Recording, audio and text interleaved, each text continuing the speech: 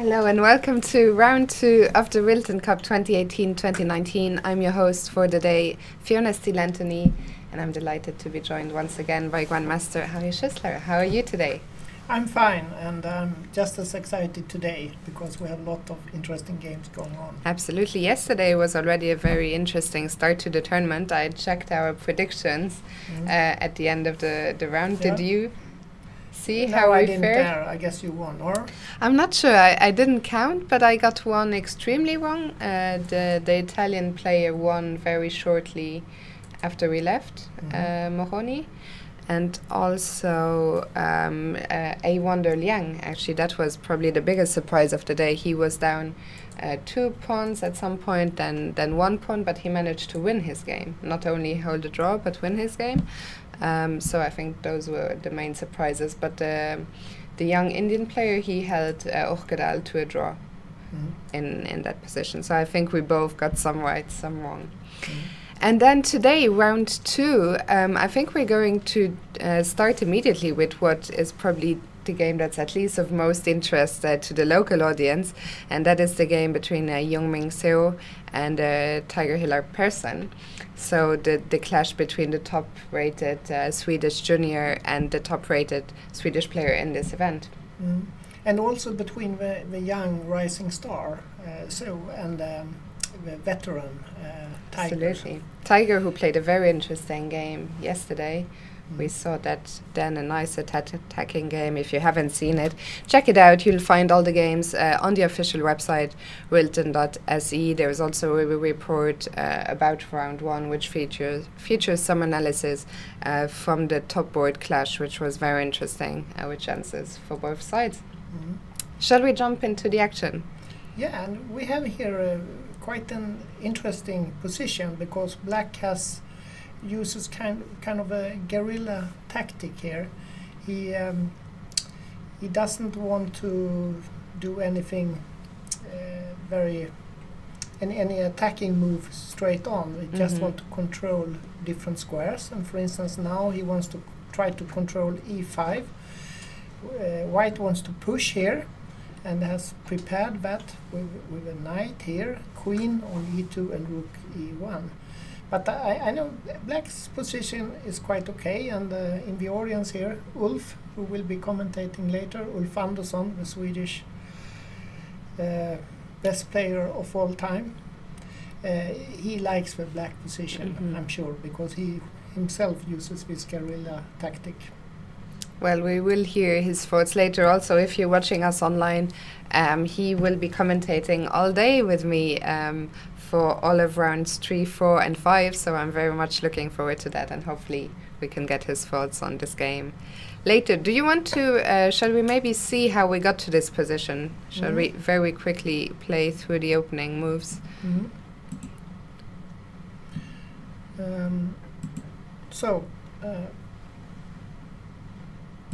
We have a Sicilian on board. Tiger often plays a modern approach with g7, g6 and fianchettoing his bishop, but this time he goes for a Sicilian instead. And he's probably slightly afraid of Seo's preparations because he's a very ambitious player and has probably prepared against this modern setup. So it starts like this in a quite normal fashion.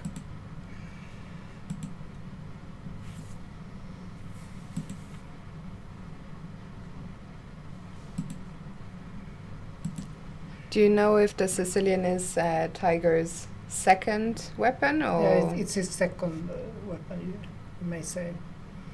And in this particular position, White is ready to castle kingside, but he's not really threatening to attack immediately. So Black has a vast choice here. He can put his pieces in different ways, and he chooses a peculiar move, perhaps it might look like. You know, he moves his third pawn out, and all his pieces are still left on the 8th rank. But it's possible to play like this. because it's not easy for white to attack quickly. and to use the lead in development. So this happened. And now already we have this fight for the e5 square.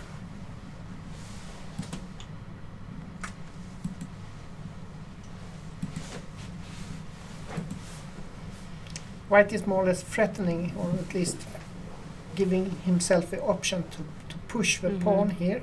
And if he succeeds in doing that in a nice way, then he can follow up with a knight from c3 to e4, perhaps embarrassing the black king from here or here.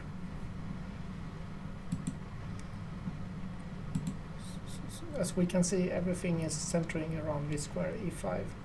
And d6. And now perhaps he didn't want to play d6 because he wants to be flexible and perhaps at a later stage play d7, d5 immediately. But he felt that this move e4, e5 had to be stopped. Okay, so that is the position on the board. White is thinking. And it's quite a normal position. Perhaps you may say that white has a very slight edge here, but I am sure that black is satisfied with the opening. I was just going to say, I think Tiger is probably quite happy with the outcome. It's quite at home. Actually, I remember I played against Tiger myself in Reykjavik Open many years ago, and he played the modern against me, and he did not cross the 6th rank for 23 moves. And I got very frustrated. I had developed all my pieces, and Tiger was just shuffling around on the last three ranks. So this is a bit reminding, but he did cross the 5th on move 1, so that's something. Shall we come back to this one a bit later? Let's maybe go to our top boards. Let's go to board 1, where the top seed Tamir Nabati is taking on young player from India. We mentioned yesterday a big group of Indian players here in Stockholm, I think 25 of them or something. And I had a look at the top boards. Almost all of them are very young players. So I expect more upsets from them today and throughout the tournament. Should we look from the start? Yeah, sure. So this was the beginning.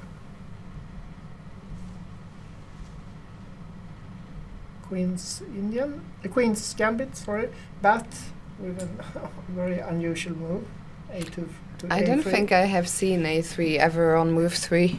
You know, Magnus Carlsen, he sometimes plays moves like that, so it's kind of fashionable to deviate. And I think that White wants to get out of the book quickly because he feels that he's a stronger player. He has 250 elo points.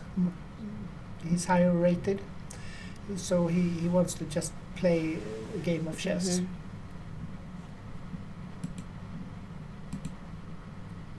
Also, a3 is a move that in very many lines is going to end up being a useful move anyway. It's not like it's a complete loss. Sometimes you stop the black bishop from breaching this square, and later on perhaps you want to advance with b2 to b4 to get space on the queen side.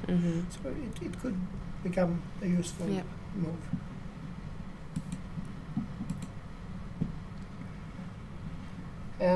In this structure, black always has a difficult choice whether to exchange bishop on f4 or just continue developing. And if you do take on f4 now, as black, white will take with, we can look at that. White will get a very firm grip on this central square e5 where he can put a knight. But it's possible to play like this for black because it's when you have a pawn here on f4, then the d4 pawn lacks some protection, so it will be slightly more difficult for white to keep here. So there is a point in taking on f4, but black doesn't want to do it immediately. So instead, white just castled. Yes. I think all fairly standard developing moves. Yeah, black wants to to develop his other bishop, and he has two ways to do that. He can put it on b7, the long diagonal, or if he wishes, he can go to a6 as well, because then he will get rid of the white bishop on d3, which could become dangerous for black, because it points towards the pawn here on a7. So white stops bishop a6.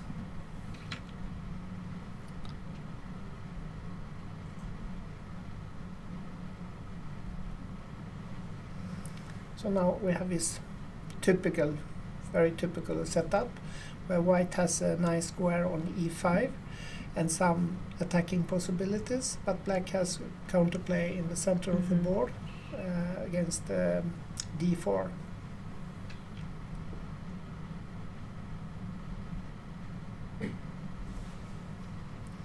And now it's a time for black to take here. He decided to take on f4. After a long think, his first long think of the game, he spent 13 minutes on bishop takes f4 after blitzing out all previous moves. It's possible. It's It's not a big clear decision because it changes the dynamic of the game. Yeah, the alternative would have been perhaps to play queen c7 and try to fight for the control of e5, and later on at some stage black might be able to play e6 to e5, getting some space advantage if that succeeds. But he decided to take, so e takes f4. And then he also took more on d4. Exchanges. And what about this isolated pawn on d4? Would you say? It's not so easy for black to attack because he has only one piece to attack it with, that is the knight on c6. So it's not a big headache for white, but of course it would have been nice to have a pawn on c3 protecting it, so you don't have to worry about it, and so that you can play knight e5 without losing the pawn on d4. Yeah. So they continue developing, and now black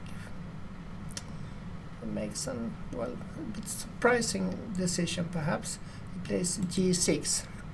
He wants to really neutralize all possibilities for the bishop on d3. But why would you play g6 without being prompted to? I mean, there was no immediate threat. Well, it could be two reasons. One is to stop the bishop from doing any harm at all, and at some stage perhaps white would like to advance with f4, f5, and black now stops it. On the other hand, it does weaken the black king side slightly, and at some stage you perhaps want to move the knight on f6 and play f7, f6 and e6, e5 or something like that, and that's not as appetizing when you have already moved one pawn to g6. So he could have delayed that at least. Yeah. But it's possible to play like that. So white played h3, queen d6, hitting the pawn on f4. And white protects it and also protects the pawn on d4.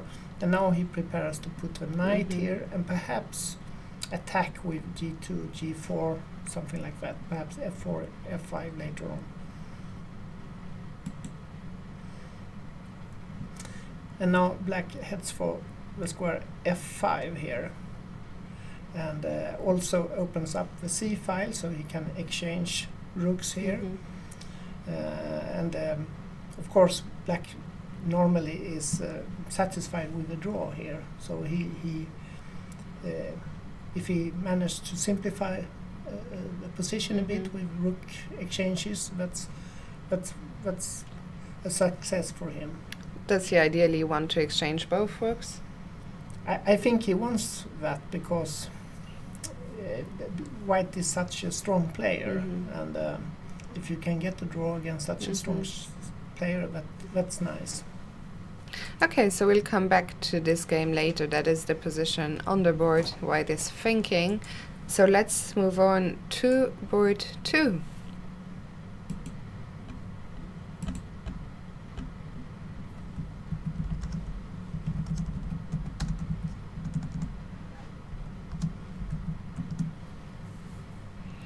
So on board 2 we have another Indian player, Nagpal Vardhan, playing against Mikhail Kobalya. Do you want to go through the opening, or do you just want to take it from here? We can take a short look. It's a kind of Dutch setup, not in the beginning but later on. Now with f7, f5, that's, well, it's Dutch, you may say, at this point.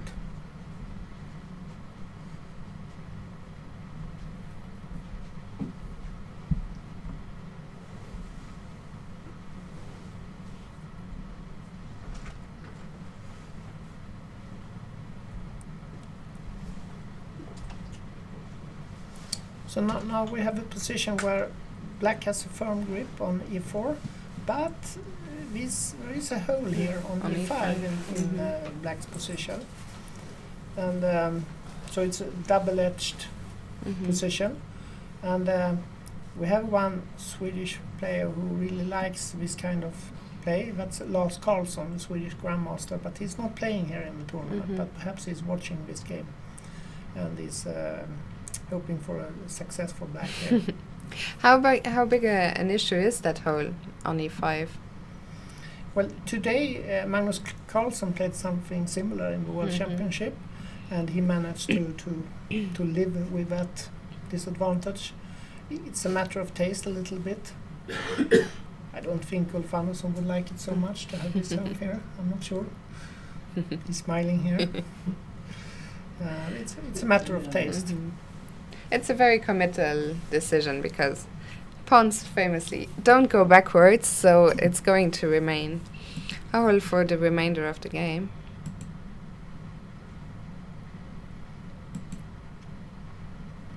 You know, that's typical of that move, a7, a5, because what does worries black is that white will start pushing his pawns on the queen side with a3, b4, later on perhaps b5, disturbing the knight on c6, and black makes that plan more difficult to achieve.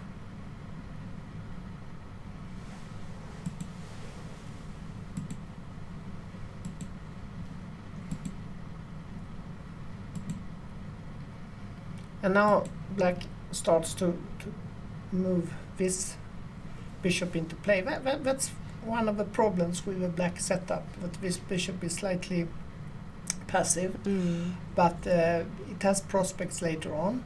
It can, for instance, become active via e8 and later on to g6 or h5 perhaps. And it does protect e6 and c6, so it's not a complete waste. It does do some useful things. Yeah, and we see that in the next couple of moves. After rook c1, black indeed plays g5, followed by bishop e8, so two. Yeah. This is quite typical here. White, this knight on d3, it used to be here, 2 moves ago it was on f3, but white wants to use both knights. Both knights should be able to go to e5. So the knight from d2. So he makes the maneuver knight d2 to f3 to e5 possible.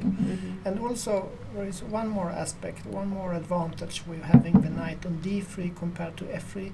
It is that you may play f2 to f3 and to push away this knight on e4. And you can also play f2 to f4 if you want to stop black from advancing further on the king side. So there are some flexible options that is possible after having the knight here. I have to say I quite like the way the opening has gone for white. Yeah, but black, for instance, now can play bishop g6, slightly embarrassing the queen on d3. So, but probably white is slightly better here because he has this possibility to control e5, and he later on perhaps he can get play down the c file. Some moment he can take on d5 and continue with knight c5 or something like that. and try to embarrass the pawn here or the pawn on b7. So. Okay, let's come back to this one in a bit. Let's move on to board 3. The game between French GM Maxime Lagarde and Pekka Kreika from Finland. I was watching the game upstairs because once again, this is a game between two good friends of mine. I saw that Maxime, oh no, I must have been hallucinating. I don't think this has happened to me before. I thought, oh, Maxime has played the bishop's opening. Yeah, well, he played like this. Yeah, I no, but I thought it was. I thought he had played e4, e5. Uh-huh. Yeah, in fact,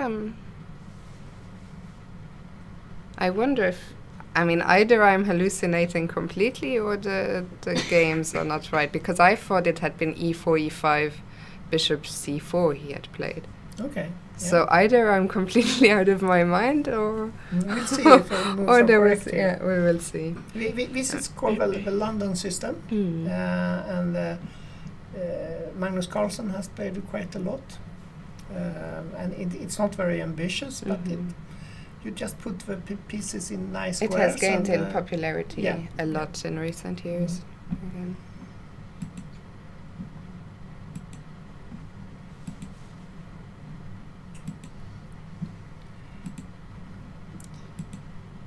And of course he has more than 2600 in ELO rating, but otherwise you might guess that it will be beginner trying to fool his opponent.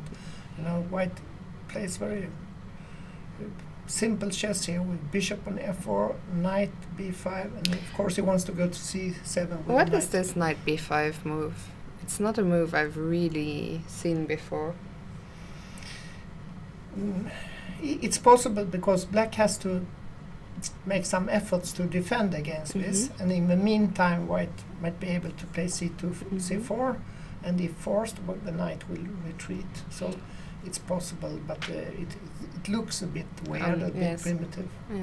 Yeah, because we see black defended c7 by the natural knight a6. It's natural, but it's not the ideal square for the knight. You would prefer to have it on d7 perhaps. So basically white is losing 2 tempi just to provoke the move knight a6?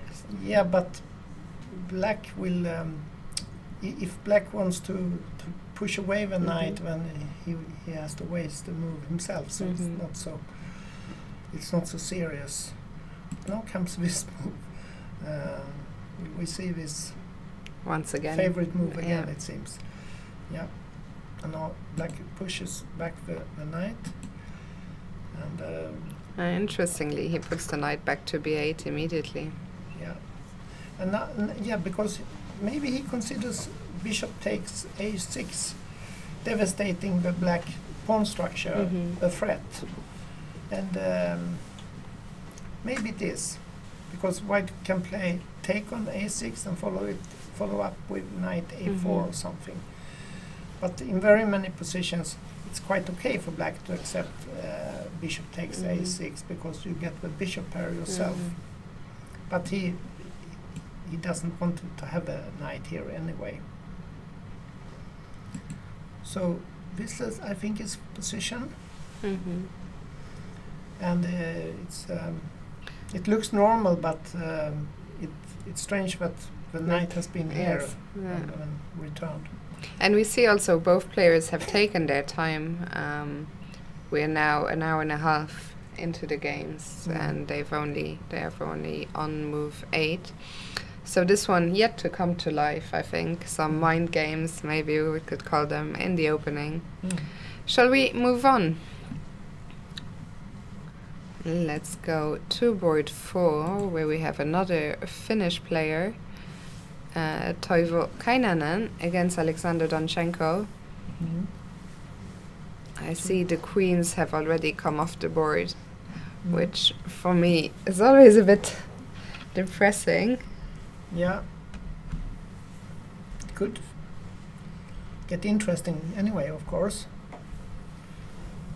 This happened.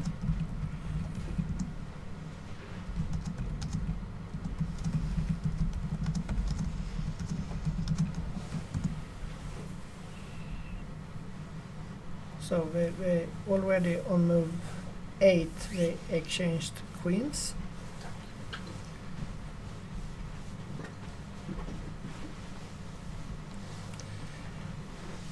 So this is this position. This is the position on the board, yes. And White is quite happy perhaps to have managed to exchange queens, because he plays a much stronger opponent, Alexander Donchenko. He's a very strong grandmaster from Germany. I like the black position here, because this, I don't like the pawn here really. It weakens the square here. Black has 2 squares, d4, c5, and but of course it's more or less equal. It's a matter of taste. But I expect this game. I know Alex, as I said yesterday, he's a teammate of mine in the French league. He's a very fighting player. I don't think he will be happy here. Also, maybe something we failed to mention yesterday, there was a no draw rule in place. You cannot offer a draw before move 30. So there is no way anyway that, unless there is a repetition, there is no way the game will fizzle out in the near future. I think the computer evaluates this as completely equal. Yes. I prefer black. But it's a matter of taste. A matter of taste, yeah. Okay, this one we will leave for now.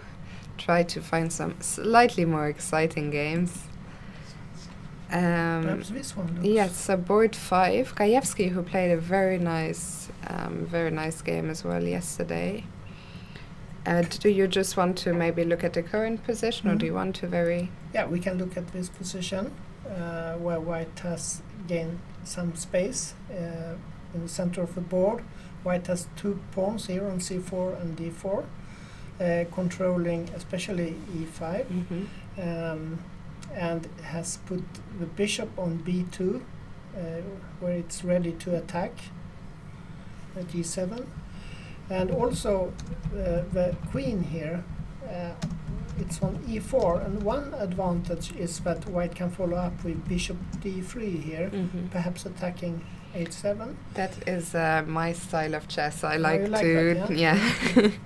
And also the queen here makes it difficult for Black to try some action in the center. Black wants perhaps to play c6 to c5, but then of course the bishop on b7 will... Yeah, so we would need to maybe play a... How do we prepare this? How do we defend the bishop? Maybe a move like knight f6, or where does the knight want to... Yeah, normally you want the knight here, because you're also defending h7. Here, yeah, because it looks a bit empty here, and after bishop d3 then you really have to defend yourself. So knight f6 is a normal standard move, and then perhaps White will put the queen on h4 to keep some pressure against h7, and then Black really wants to play c6. Well, c5. I was wondering if I start now by playing bishop d3 immediately, let's say. Yeah. And knight f6, and then queen h4. And now this is not good at all, because I can just take, I guess. Yeah, and next move White will take bishop b2, takes the knight on f6, and Black will get mated. So you have to be careful here. And instead of c5, perhaps you have to play a move like h7, h6 to stop the attack against h7, and then next move, if possible, c5. But then in the meantime, if you play h6, White can perhaps play like this, and if c6, c5, White can play like this, using the pin on the black queen here.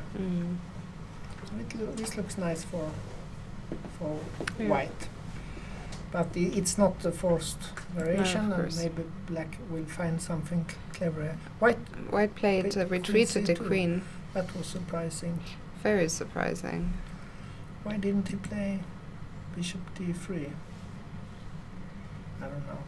looked more natural to me at least. But he decided to go queen c2. And now perhaps interesting is maybe c5, but white can still push here, keeping some initiative perhaps. But very strange to retreat the queen when there was no immediate need or no immediate threat. But he's still slightly better here. Okay, once again, we'll come back to this one a bit later. Let's continue our tour of the top boards. We'll go to board 6, where Kartikeyan is playing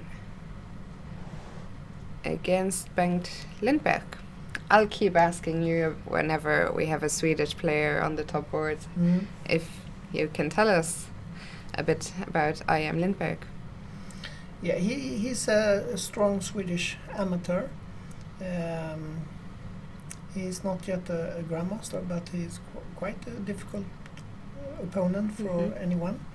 And he's very concentrated during the games. And he might be a tough nut for the favorite here, Kartikeyan.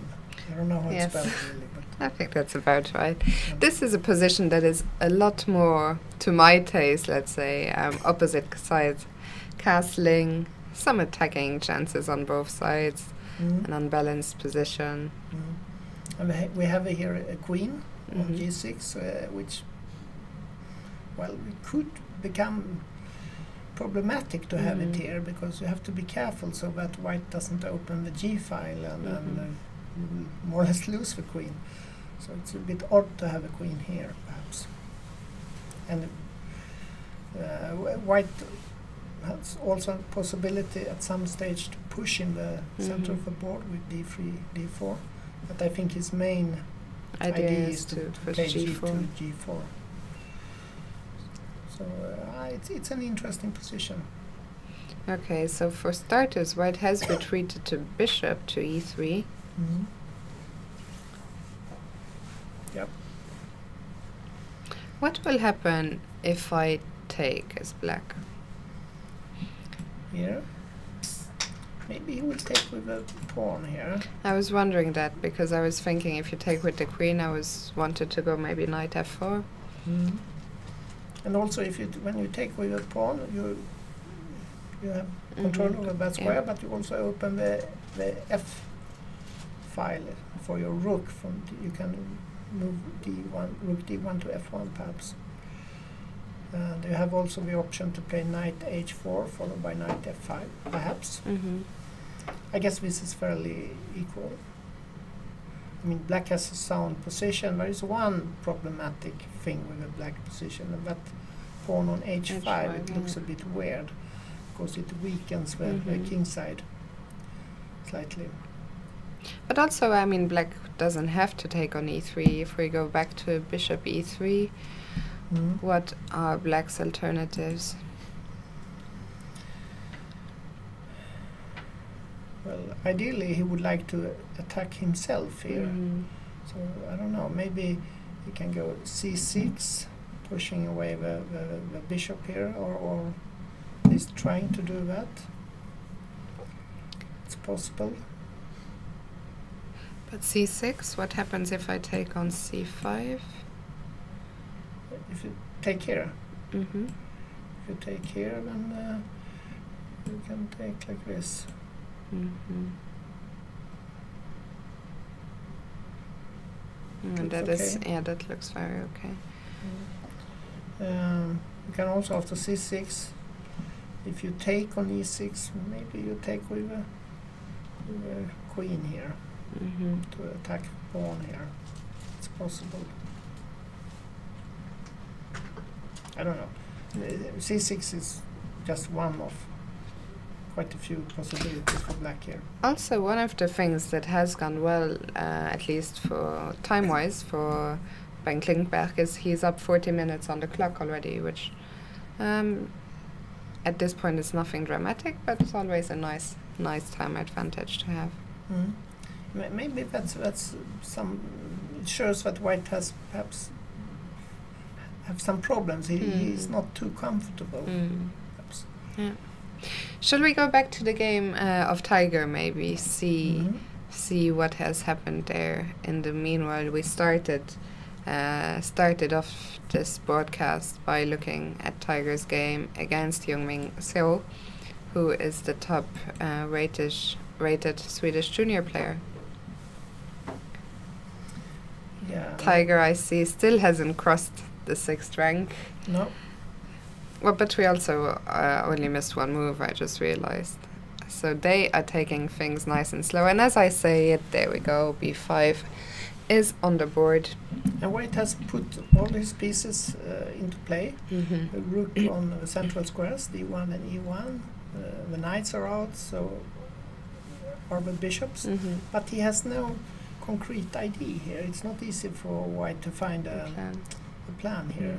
It's not clear what he wants to do.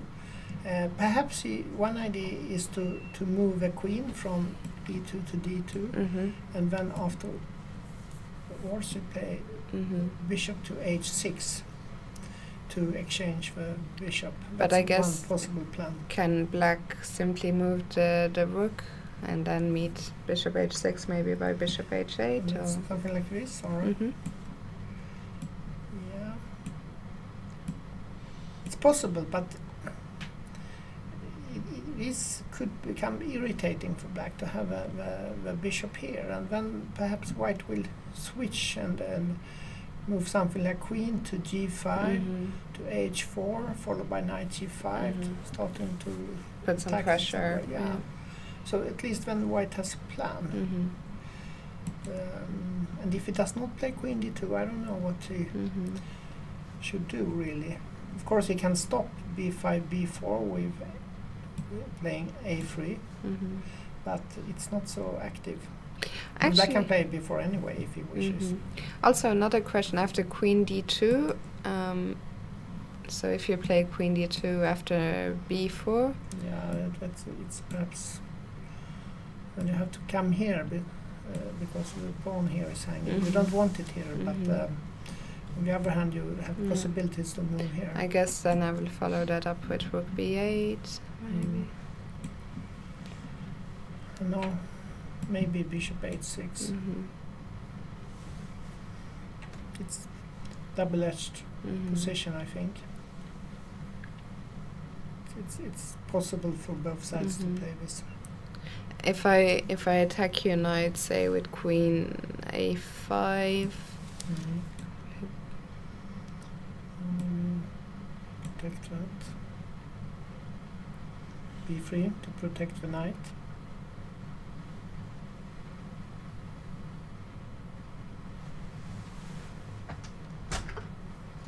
And there is no. I thought that maybe this is slightly weakening for white, but doesn't look like there is any way to take advantage. I don't know. One thing is sure, we'll have a big fight ahead here. Yeah. Looks like that. Absolutely. Okay, we'll come back to this one a bit later. Let's continue the way we started. So let's go to board 7, where we have another Indian player, Jenna, against a Wonder Liang, who yesterday had a very, very close escape against Hannemarie Kleck from Germany. Yeah, he was almost lost at one point, but when he turned things around, I mean, it was the game. very impressive, yeah, to not just hold, but to actually win the game was big surprise. And now he again has put himself perhaps in some trouble. I'm not really sure. Not big trouble, but yes, this slightly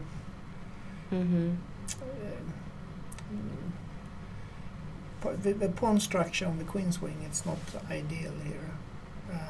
But it's nice to have a bishop if it becomes active. Yes. At the moment, so it's he not has active. just played h5, so the bishop, I guess, might go to h6.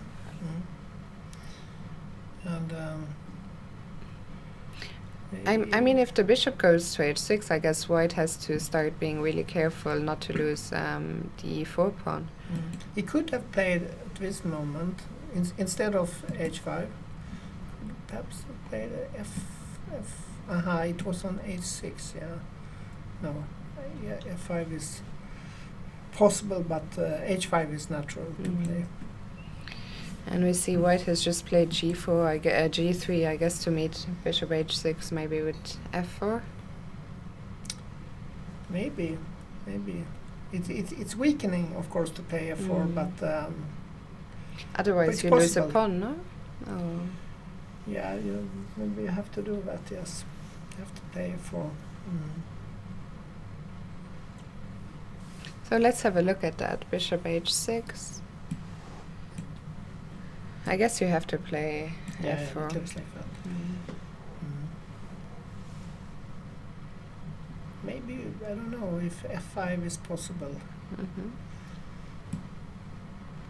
Because you want to take here, and if white protects it with rook a to e1, then a2 is hanging. So maybe white has to push here. A5. I don't know. Or maybe he has something else. Maybe he just plays a3 or a4, something like that.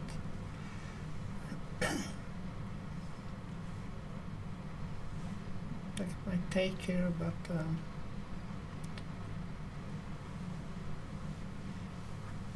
I don't know. If this comes into action, then the white king can be weak.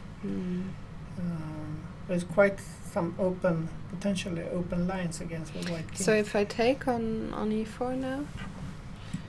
Yeah, then you have to take with the rook. Because otherwise... If you take with the knight, the knight will be pinned. So.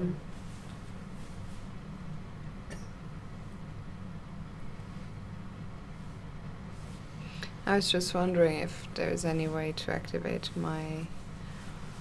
Maybe you take here and play something like queen c6 or something. It looks like it's fine for black here. Yeah. So maybe white instead should play after f5. Can he play e5 is possible? To try to keep the position a bit closed. It's very unclear this. But black has some small initiative, it seems. Because his rooks are very active. Queen is okay placed. And, so it looks a bit out of play on a6, but it's always hitting a2. It's controlling this diagonal. It's controlling the sixth rank. Okay, let's come back to this one and move on. Move on to board 8, where we have Santos Latasa against Ido Gorstein from Israel. It's a player I've never heard of, FM Gorstein, I have to say. I'm not familiar with him. Looks very dynamic. It looks like something is happening here. Should we move back a few Yeah, moves let's go just back to a see? few moves. And this position. So far it looks fairly normal, although white has an odd structure on the king side and has an open f file. But then, let's see what happens. F5, king h. Still normal. But now it starts. Bishop d6, threatening the rook. Black does not prevent white from taking on f8 with knight e7. Which was the only other move. And instead it takes here. And the idea is that if white takes on d4, black will take on d6. And black does not want to take on f8, which is possible, I guess. So let's have a look at that. Why didn't he take on f8? Probably because of knight.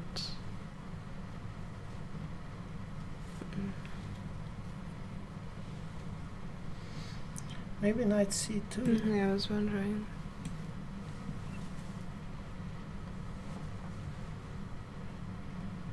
No, something like this.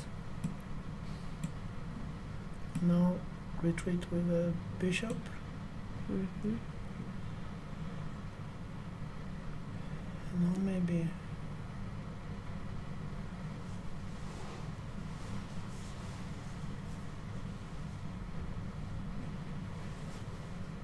it looks perhaps good for White, yeah? white. Yeah. But okay, I think what he played was also very interesting, maybe even stronger. So white played knight g5. Mm-hmm. And he has the idea Mating to play ideas are queen starting. to h4 and Mm-hmm. perhaps mate. So black decided to push away the knight, but then he took on f8. Mm-hmm. So maybe we now get an improved version simply Mhm. of the line we looked at. Now you move queen b1. Mhm. And you want to, of course, you want to save the queen, but Mhm. you also want to come here, Yeah. perhaps with the queen to g6, threatening mate and threatening the rook. And if black, for instance, takes on a1, then white will continue with queen takes g6, Mm-hmm. threatening the rook and potentially mate on g7. Yep. So we have to take on f8. Yeah, but if you take with the rook, then it's a mate with the queen on Yeah. h7, and if you take with the king, There's mate on f7. yeah. Yeah. So after queen takes g6, well, you have nothing here. It's If you game take on over, yeah. g5, and white will take on. No, I will take on g7. Then you have it's a Yeah. mate here. Yeah. So it's mate next move. Okay, so Well, he can play queen g1. So best move. so okay, so black cannot take on a1. Well, he can take with a knight here, but it's completely lost for black. No, he cannot take on a1, but After knight takes, we just have queen f7, no? Queen f7, king h8, and take I on know. e8. Yeah, yeah. it's winning. Mm. Mhm. So queen b1. So black cannot take on a1, No. but if he can't take on a1, we're going to take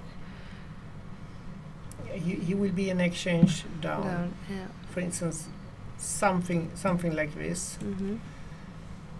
Let's say, but white takes here. Black takes with the knight to protect g6. Yeah.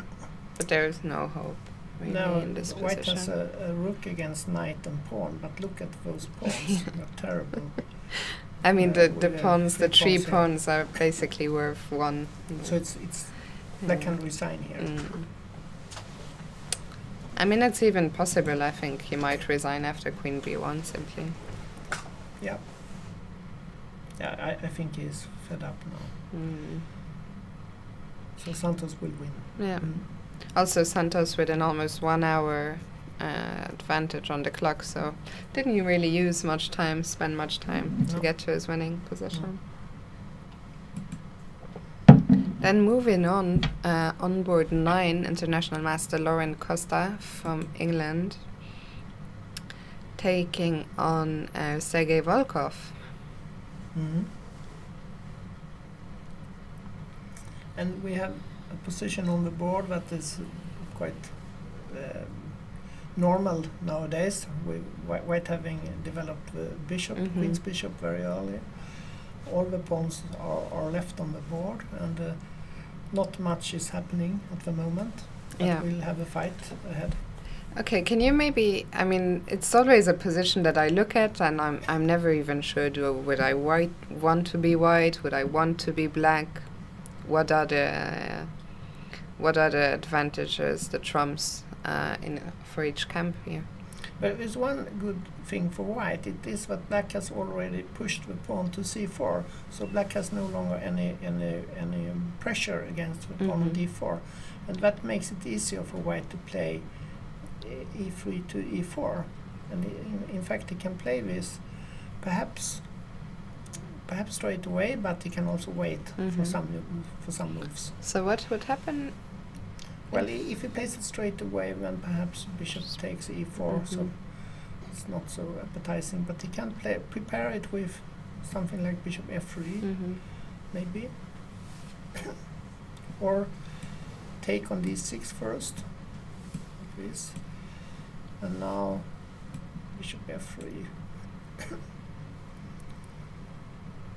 and black will stop that, and white can push, and I don't know, perhaps a very slight advantage for white, but not much. That's one possibility to try to play e3, e4 at least. But all white's main ideas are connected to the e4 push. Well, I guess so. Sometimes when black has pushed like this, c5, c4, you want to go b2, b3. So that's an alternative to try to get, for instance, if he plays here, to get some pressure on b7 and perhaps follow up with c3, c4. Some very slight initiative for white, perhaps. Okay. Easily that bishop on bf5, although it looks aggressively placed, it could be doesn't take part of the action here on the queen side. Perhaps it's possible. He did take on d6 at least. So now either he plays cowardly with bishop f3 followed by e4, or he plays slightly more ambitious with b2, b3 perhaps. Yeah. Perhaps slightly better for white here due to these possibilities. Time might be a slight issue a bit later. Lauren is down to 23 minutes. But we'll see. We'll come back to this one later. Let's continue. Once again, if you are watching us online, I am keeping an eye on the chat on Chess24, so that if there's any games you will want us to look at, do let us know. You can also get in touch with us on Twitter using hashtag Rilton Cup. I'll let you pick a game. Okay. What about this? Okay, let's go back to the top board, maybe. Yeah. Oh, it was a boring choice. A lot of pieces have come off the board here. White has some small pressure. He has a bishop that is free to move. Pawns on d4 and e5 doesn't prevent the bishop from moving where it wants.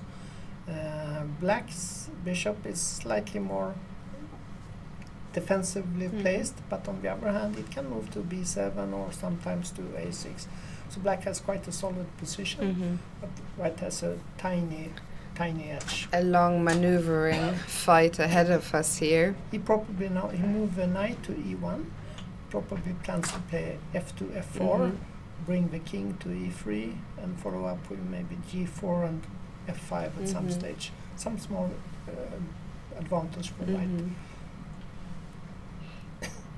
Okay, let's leave this one for now. On board 10, there's another Swedish player, Grandmaster Ralf Åkesson, so we could have a look at that. Is that how you pronounce it? Probably not. Åkesson. Åkesson. You should correct me when I say things like that. Very good. I gave it my best shot. Because he has the circle thing on the...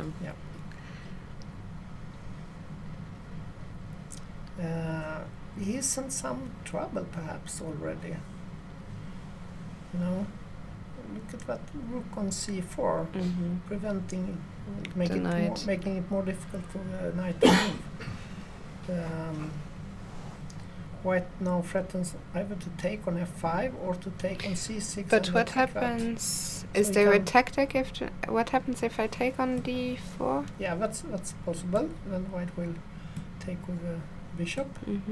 And now the black queen is attacked, and black has to be careful with the pawn on b7. The bishop is probably gonna go to f3, the other Exactly. bishop, and it's gonna be very, very unpleasant. Yeah. I don't know where. If he goes to d7, then one possibility is to put the bishop here, attacking the pawn here, and maybe you go here.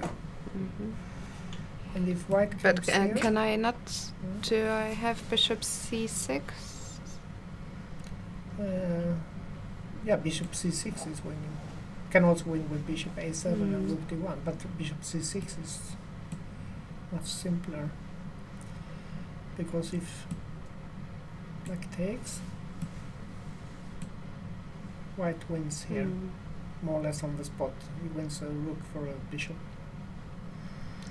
So black has some problem. Let's see what he did. He preferred to castle. Probably best. Now I guess we maybe- have a choice. I guess he will take here. And after this, maybe play something like queen here to put pressure on that guy here. Yeah, it looks extremely unpleasant for black. I'm not sure black probably cannot even hold on to the pawn. You can defend it once, I guess, with rook c8, but then after rook c1 or bishop f3. The white pawns might become vulnerable though. A4, B2, E5. White has to be careful not to lose one of the pawns himself. But he's probably not in a rush because he doesn't have to take c6 immediately, I guess. No, but perhaps black can get counterplay towards B2. Let's see if who's the move here? Black. Yeah. Let's say that black plays here. Okay, I'll play bishop f3.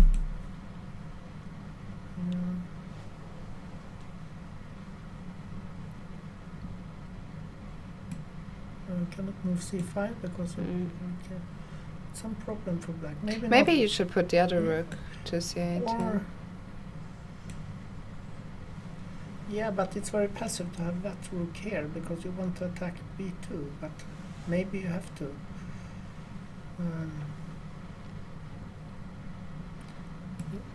Like this. Maybe white just plays Rook c1. It looks very unpleasant. Yeah. I don't like the black position really. Black has some small compensation here, some play against b2, but it's not much.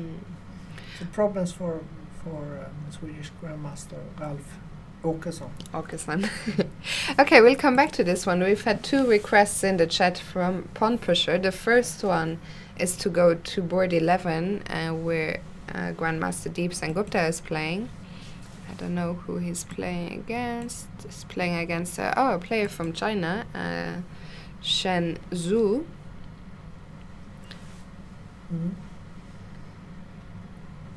Okay. It's a weird position.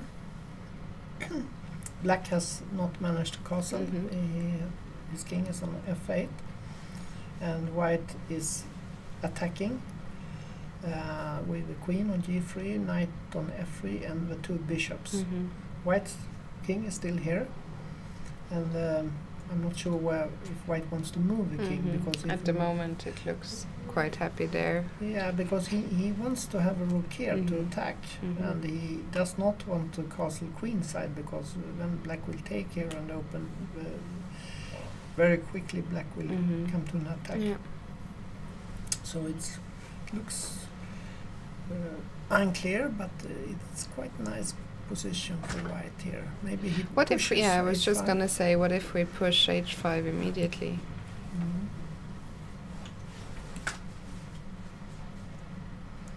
I don't know. No, h5, h6 is an option for white.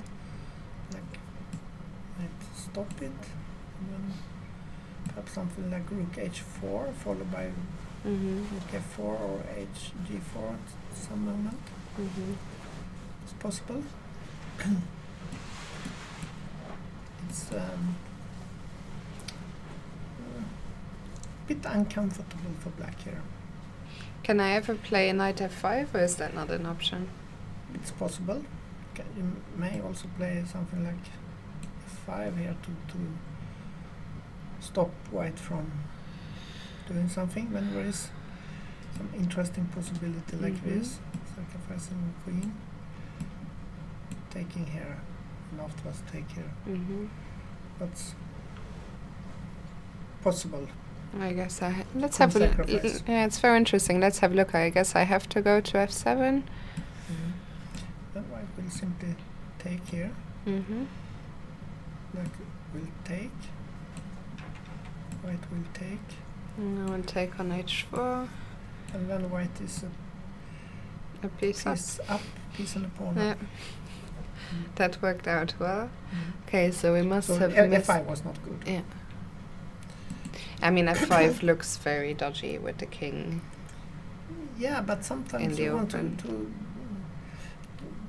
get out of his grip here. So it's an option, but it has to be played in the right position, not the wrong one. So white has an initiative here. Perhaps h4, h5. It's quite natural. Also, maybe knight e5 is possible. The idea is if black protects this with h6, maybe you can jump here. If you go king e8, then g7 will get lost, and if you go king g8, perhaps knight f6. I'm not sure that if it does black any harm. It's not clear how to continue now. You have to retreat with knight h5 or accept the draw with knight h7. Okay, but maybe knight h5 is not so bad, because how does black defend?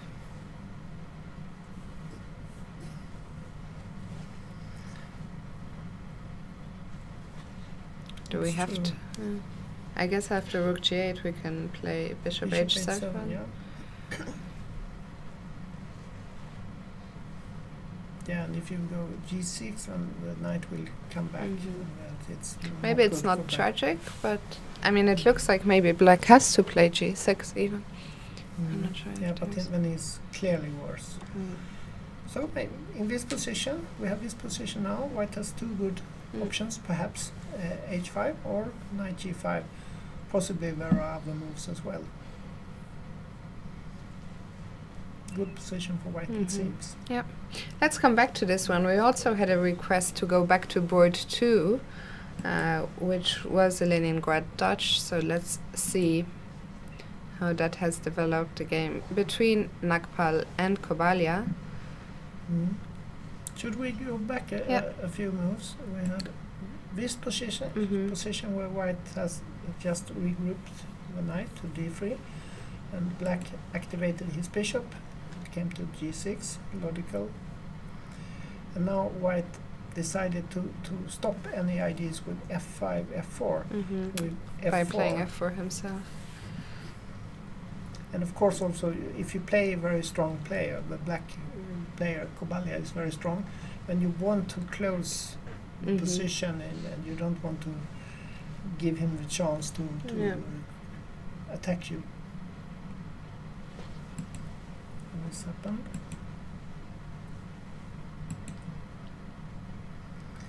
And now he took here on d5. I don't know why he did that in such a rush, but it's a possibility. And then he used this square. Black took, white took with a knight, and this is a powerful knight. So black decided to get rid of it. Yeah. And now white took with this pawn. It was possible to take with the other pawn, but he wants to extend the scope of the bishop here. So it's an interesting position. What do you think? I like white. at first sight. I mean, I don't think. Okay, we have the bishop here, which at the moment isn't doing so much, but we also have the semi-open c file. The bishop on g6 at the moment is not doing much. I don't think it's so much for white, but I would prefer to play with white if I had a choice. White has a bishop pair, and then this could become very dangerous for the black king at some stage. Black would like to play something perhaps like this, followed by c5. To fight for the d4 square and possibly play d5 to d4 at some stage. So this is an option, Yeah. I guess. But there are other moves as well.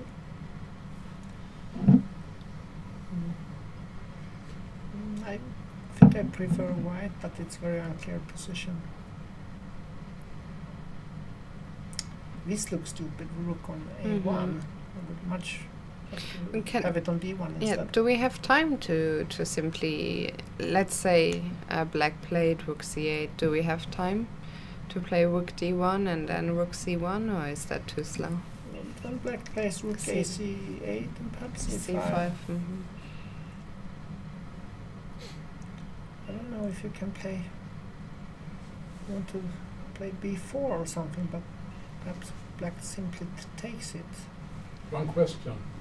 How about bishop takes e4 and then e6?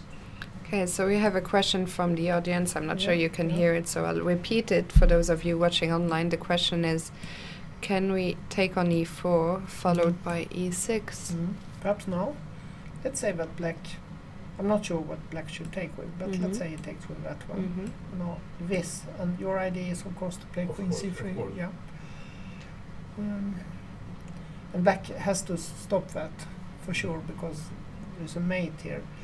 Perhaps something like c5 followed by d4 after queen c3. Queen c. Queen c3. Yeah. Then maybe just maybe you can take here later on. Yeah.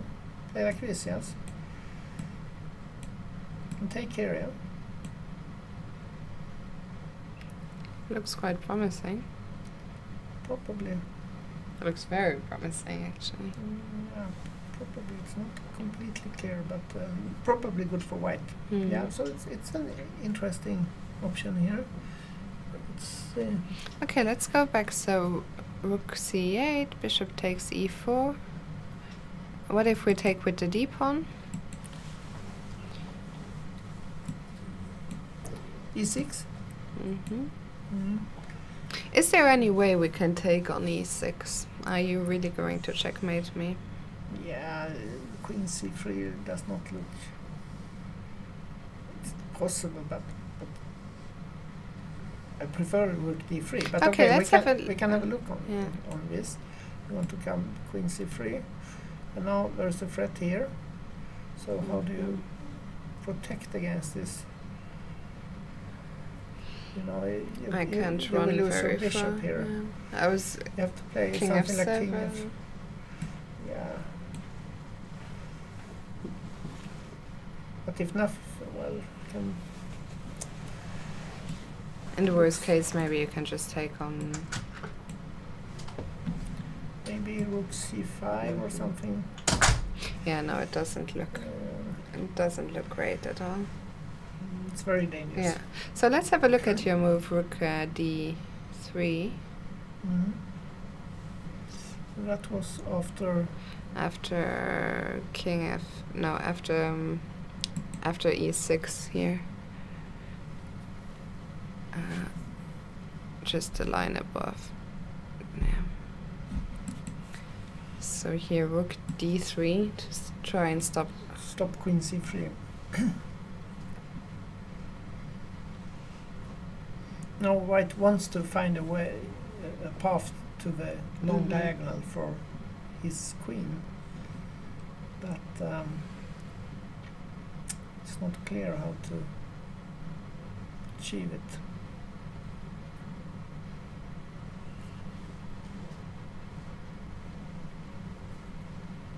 I don't know.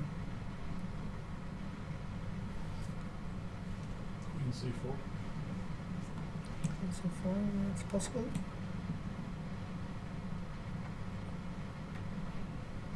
At least you keep your pawn here. What if I play a move like rook e8? Ah no, then I drop c7. Mm.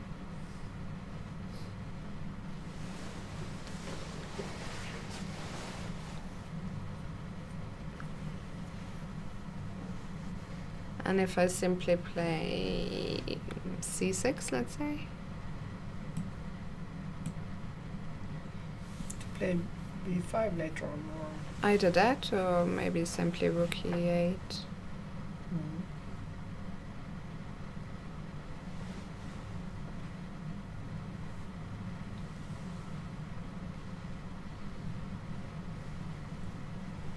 it's very unclear position.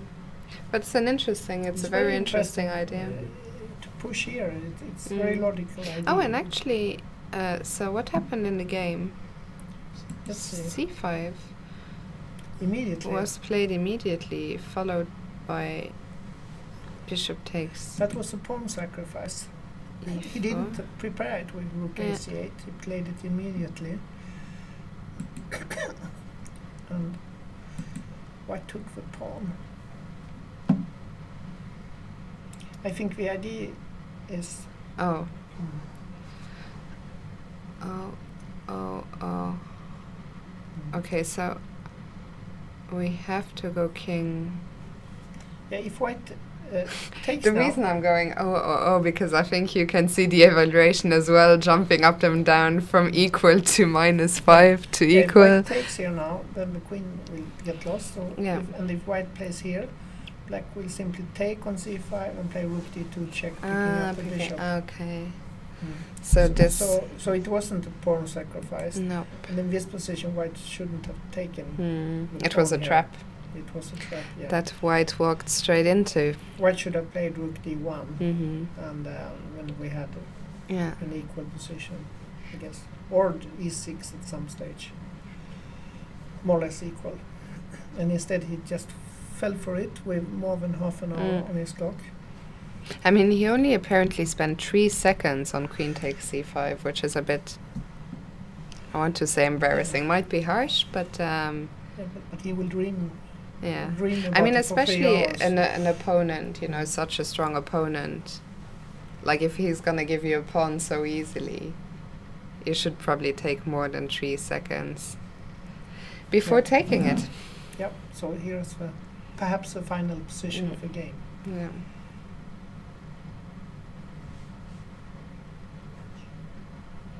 Maybe we could try and get Mikhail Kobalya in the room to talk us through the game. Although I'm not sure how much of an interest there is, but I thought it was an interesting struggle, and that came to an abrupt end because there is basically no move here. So let's just show one more time what is going to happen if white doesn't resign, if he plays king g2. Yeah, if it So takes first here, of all, and it's clear, black will take the queen.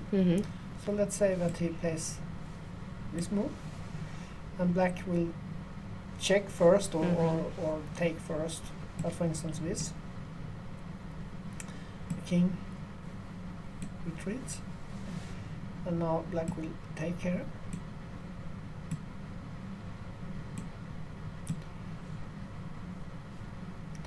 And black has a bishop versus a pawn, and white is lost. He might try to play rook b5 or something, but there are several ways for black to continue here. He can activate his rook. He can activate the bishop via h5 and f3, or he can play more passively, perhaps. Actually, he has decided to give up the queen instead. He has taken on d1. Queen takes c5, and bishop d4. He's gonna struggle on a little longer, but It looks completely hopeless. yeah. Because the black bishop will be activated quite soon, I guess. But black will play queen b5, probably. Yeah, this game will not go on much longer. And the bishop will come to h5, f3, and queen e2 will finish the game. Or something like this. Or he will simply play rook c8, depending on what it does. Okay, so that was a very sudden end to the game. Well, it's not over yet, but I don't expect it to go on for much longer. Shall we check back in with Tiger? See what developments we've had there. And yeah, oh, we've had a result actually, as you were scrolling past.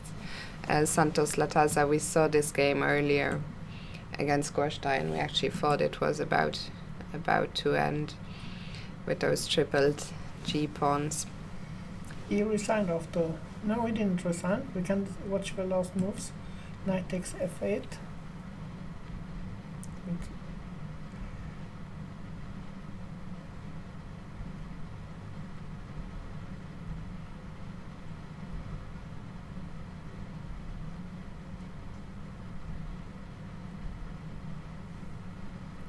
Yeah, basically looks like nothing dramatic happened, just a few more moves before black decided he had seen enough after rook f3 and resigned here. Yeah, white just slowly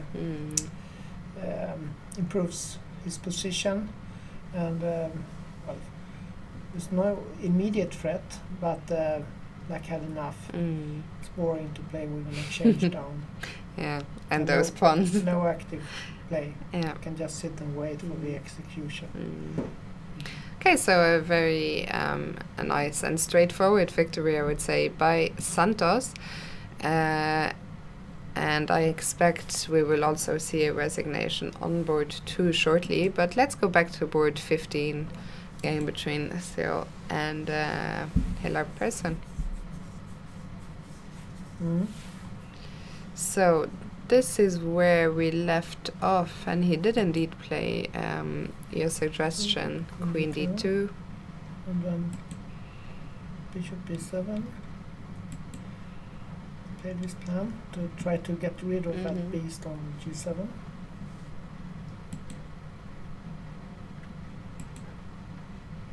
And now he plays with this idea to move a queen to h4 and follow it up with knight g5, trying to attack h7.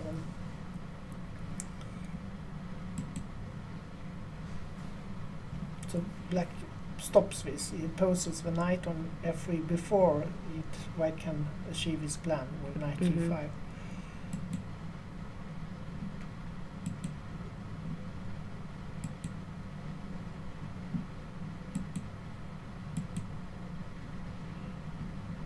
Okay, so we had a change in pawn structure.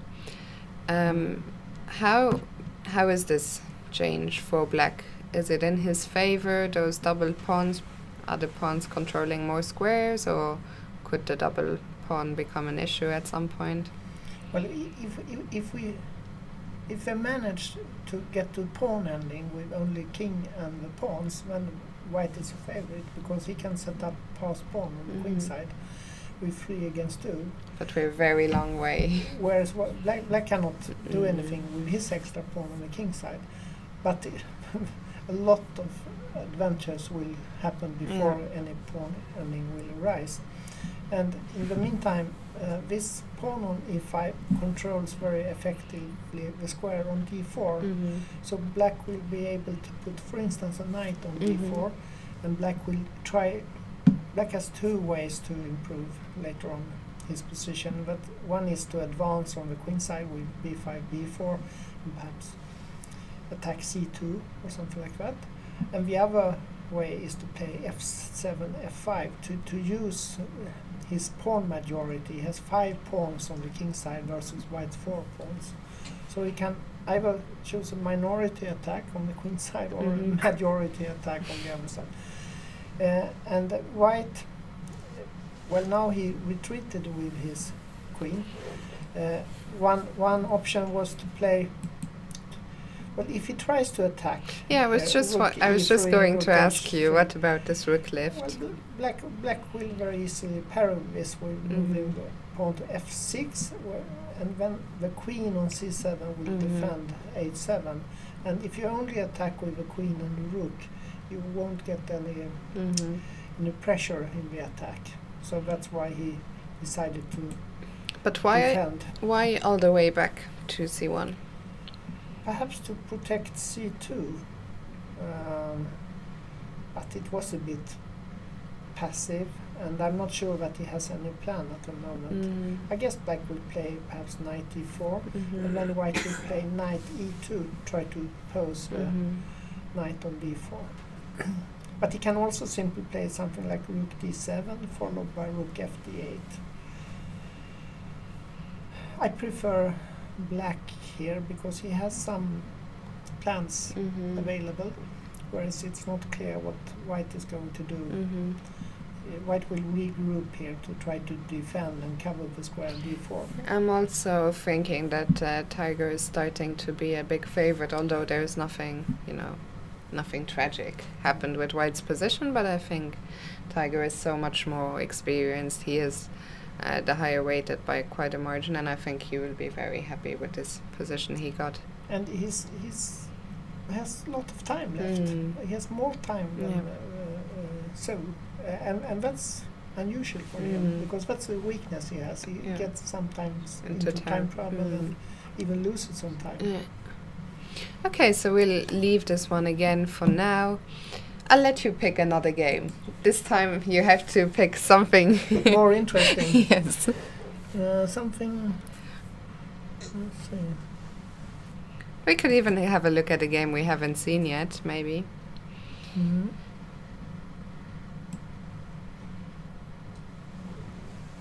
Yeah, I don't know. It seems that many games are equal according to the computer. So. Although the bar is not always to be trusted. What happened with Åkesson? Okay, let's go back there. He was under some pressure before. Let's see what happened. We left it somewhere around here. He did continue with queen c3, putting pressure on c8. Black tried to defend. White improved. Now we have this counter attack. The queen is well placed here on b8 because it attacks b2 and potentially e5. White could take on c6, but he prefers to keep the grip here and exchange black's bishop here. So he will take. And if we look at this position, it's White has a clear advantage here, but because not only c6 is weak, but also a6 as well, yeah. And the bishop is, although seemingly active, it's slightly out of play. It looks like black is in for some suffering here if he wants to hold this position. It's not nice for black. No.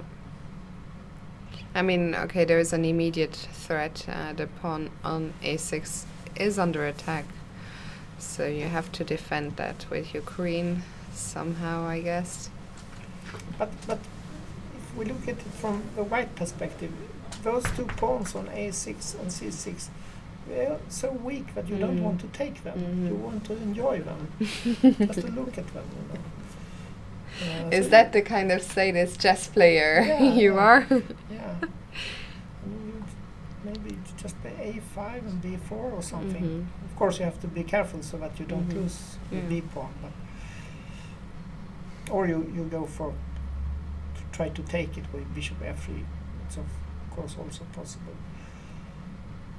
Yeah, I think Mr. Åkesson is in for a very tough task here, and I predict he is not going to be able to hold this game.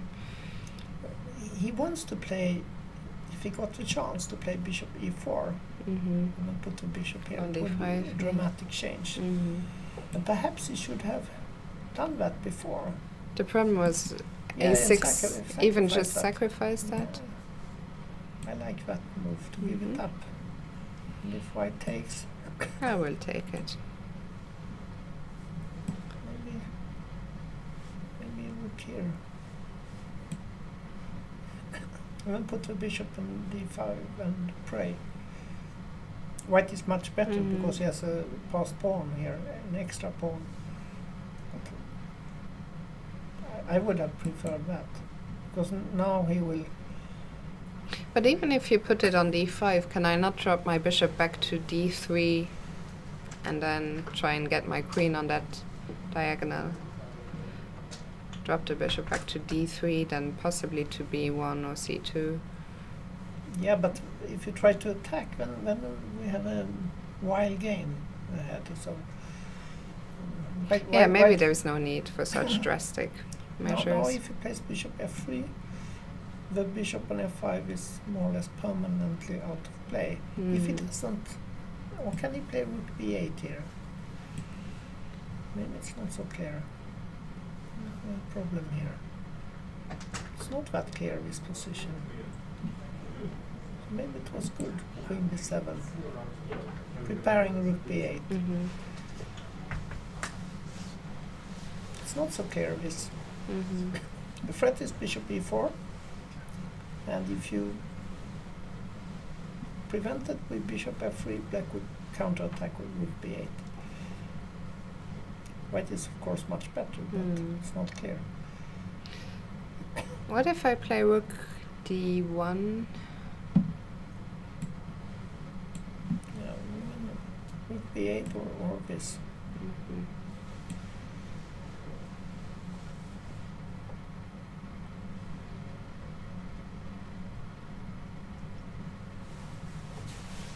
White is still better, but not so easy now. Yeah.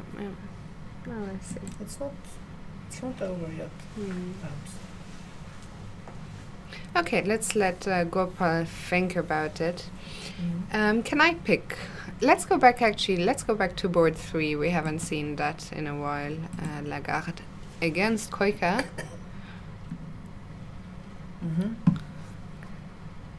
Not so much has happened here, actually. No. I think we left. I think we can go back. We left it on move 8, I believe, after knight f3, bishop e7, and only a few more natural moves. Or yeah, maybe h4. It's natural for you, perhaps. But it's a move that we see as well more and more these days. I think in those sort of London systems. And I think the strong computers, they play stupid moves like that.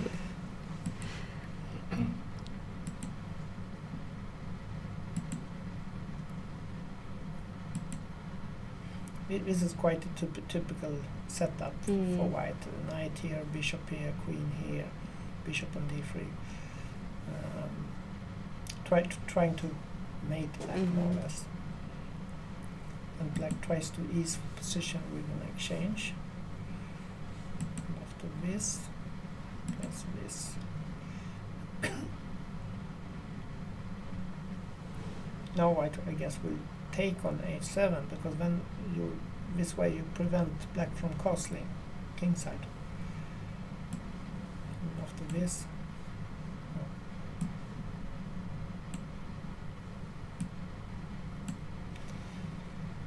the rook looks a bit stupid here. But how much of a problem is it really? Maybe not such a big problem. Black will continue with queen c7 and castle queenside. Looks more or less okay for black. Yeah, it doesn't look like white has achieved so much out of the opening here, actually. No, but black has played more or less natural moves, so... I mean, I think maybe it's just this experiment with knight b5, which didn't really work out maybe the way Lagarde had hoped. No, this will be decided in time pressure. Yeah, we have only about because we're only on move 13. 25 minutes left here. Okay, let's come back to this one in a little while. I want to request a game, if you don't mind. I want to go to another French player. He's somewhere on board 18 or something. We need to scroll down once. Board 17, Mathieu Ternot with the black pieces, playing against Lalit Babu. Babu being white is a young Indian player, like many players in the tournament. And it looks quite nice for white, this position, yeah? Because at first sight there's a lot of... C7 here, it's backward, and white controls for C5. There's also a lot of nice squares, maybe E4, C5. For the knight, yeah. Yeah, white just developed the knight to this square, and can continue to E4 and perhaps C5 or even G5. G5, yeah. Again, another game that is likely a lot will happen when the players get shorter on time. Okay, knight B4 is on the board. Doesn't change much. It will be pushed back soon. White will probably move perhaps to E3 or something. Or somewhere else. B3 is possible too. But yeah, a nice position for the player with the white pieces. Okay, let's go back to our top boards. Maybe let's just briefly check in with the top 3 boards, because we are going to go on a break in 5 minutes. So let's start with board 1, maybe Nabati against Raja.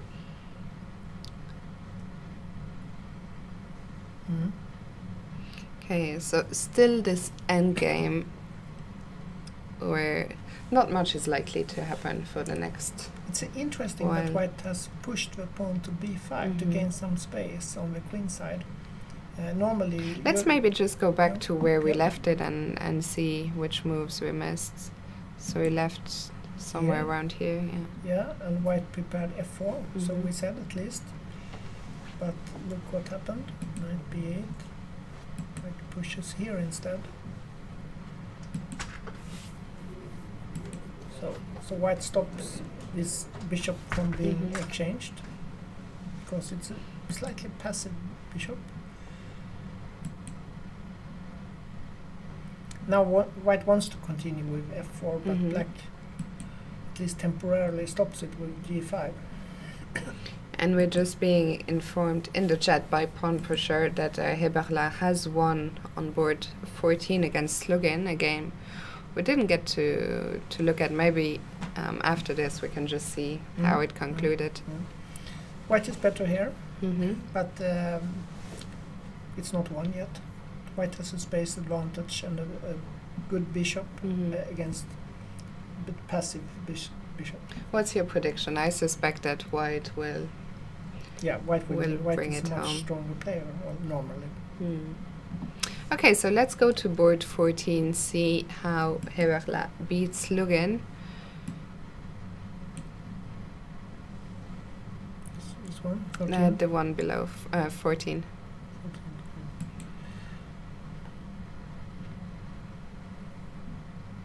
Okay, should we look at the last moves perhaps?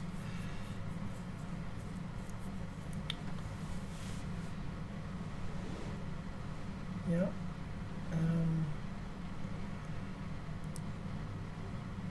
In this position, white has won A pawn is a pawn up. Yeah. You cannot take it back immediately because of bishop h7 in the end. If black takes here, we can look at that. White will take. No, and even the bishop is defended as well. Yeah, and you will take on e5, winning a rook. So instead, black played. No, sorry. Yeah, he played queen e6 instead of taking on e5. Bishop f5. And now white crushes in e6. If he takes here, then the knight on g6 will get lost. So this happened. White took, black took, white played bishop e4, queen c5.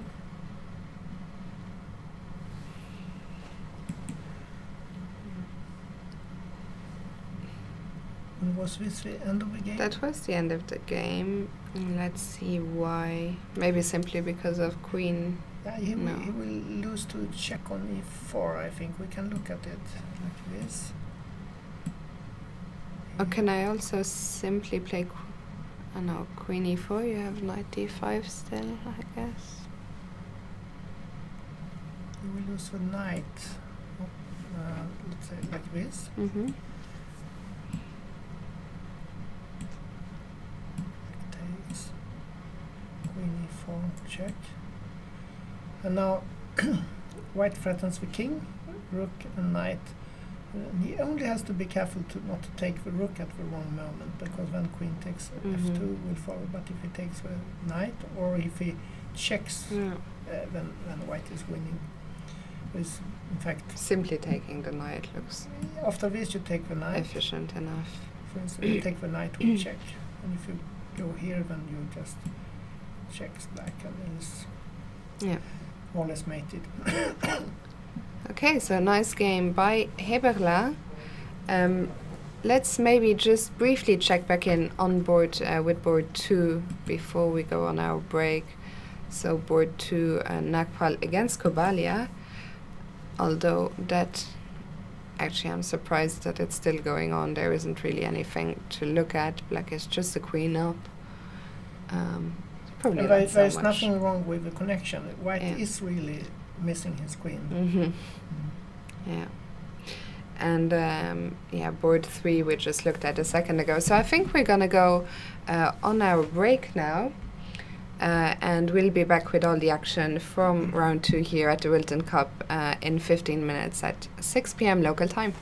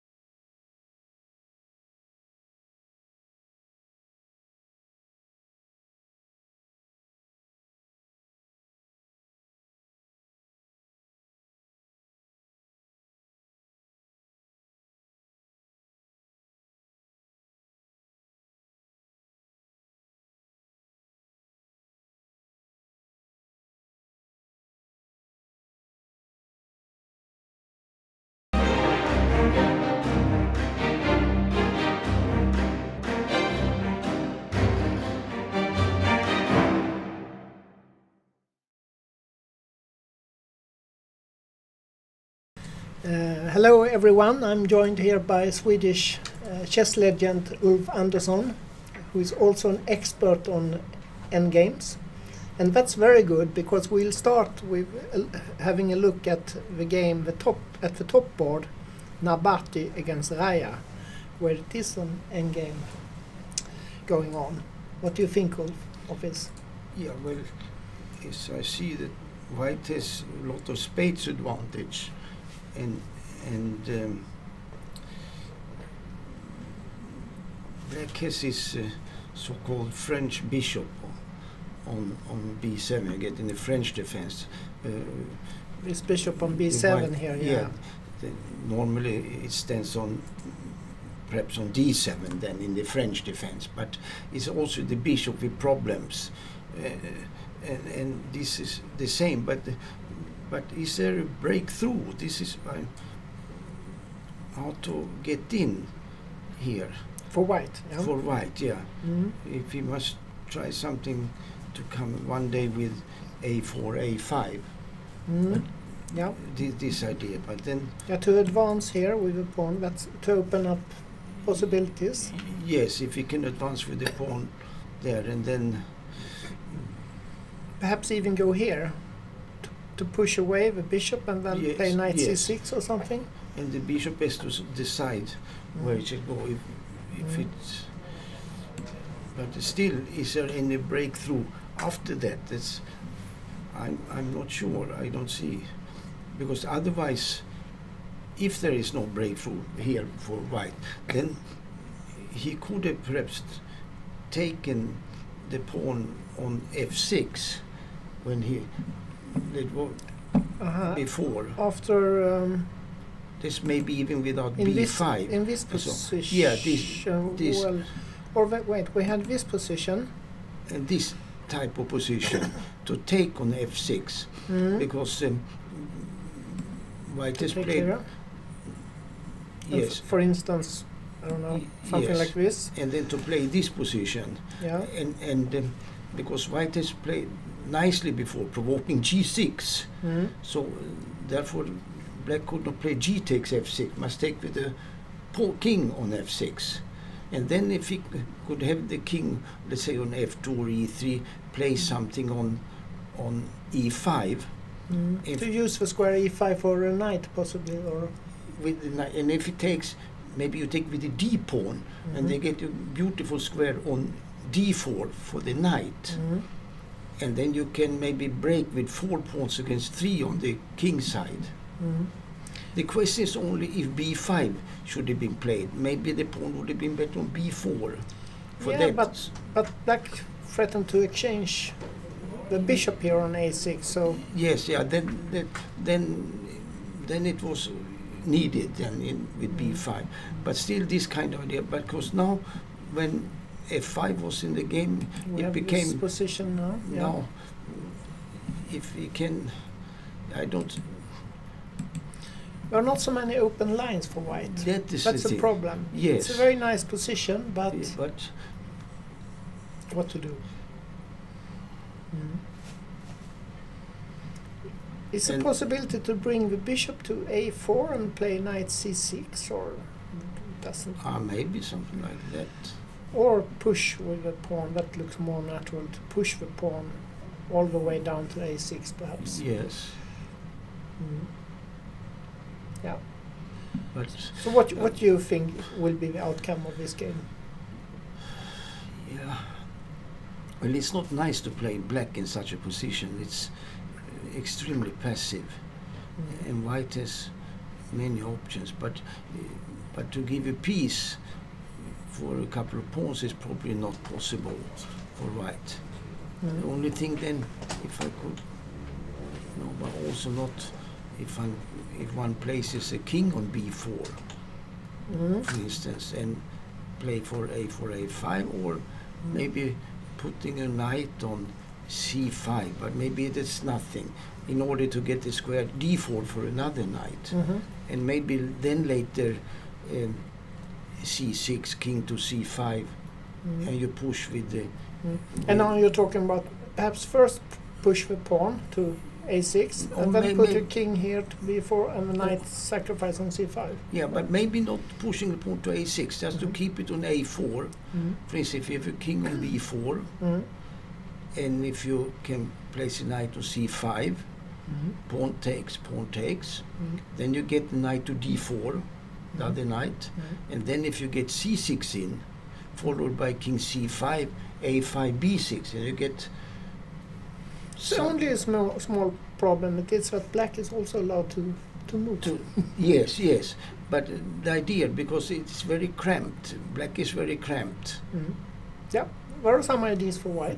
And some idea, if you go back with knight to g3, no, but then, and with bishop h5, if that can be something.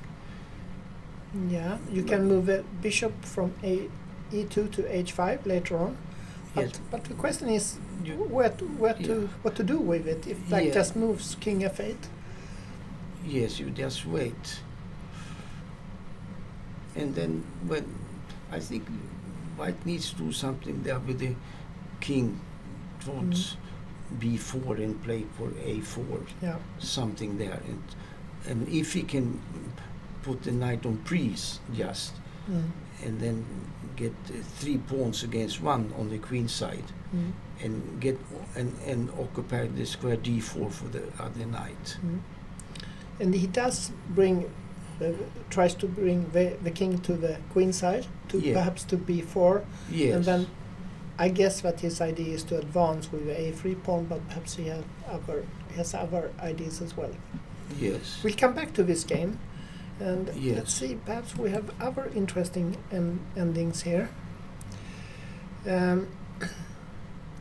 Which one would you prefer to look at? Should we look at Åkesson, if he has got some counterplay or not? He was under some Right. pressure. Yes.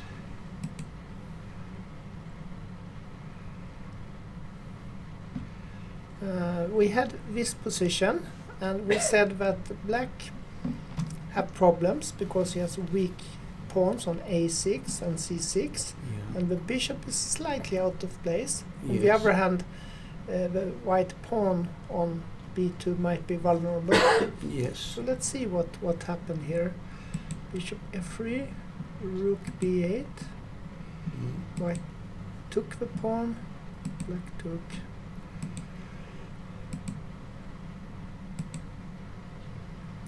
So white has managed to win a pawn. Yes. Do you think that's an important pawn?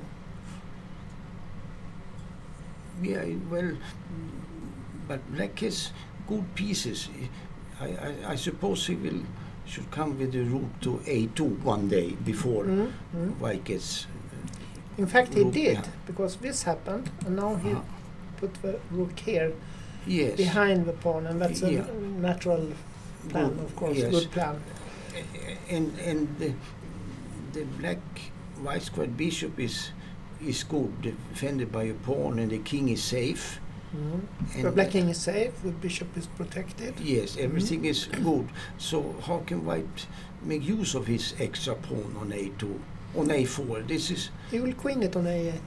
It's simple. yeah. But the rook has to move, and then the pawn is hanging, and so and Yeah, this is awkwardly placed somehow, because it prevents the pawn from advancing. And it has to stay here to protect it. So Yeah. white has some problem here. yes, it's not so easy technically. That He played like this. yeah, this is so if he comes in on the second rank, he played well there with h3 also, heir for the king, as black has also heir for the king. His idea is perhaps to... Then he can give a check if he wants, and he can take the pawn, and then he's There is a threat here. Then to, he's to weak play on g7. C8 to c7. Yes, that is terrible then. So it means And this doesn't mean so much, No. perhaps, or does it? no. Because white will be first to attack. Yeah, black needs to exchange his bishops in that case, if he could have done that before, to have pressure on the second rank. But I don't see the way how he can do that. Can he start with that? Yeah, maybe something like that.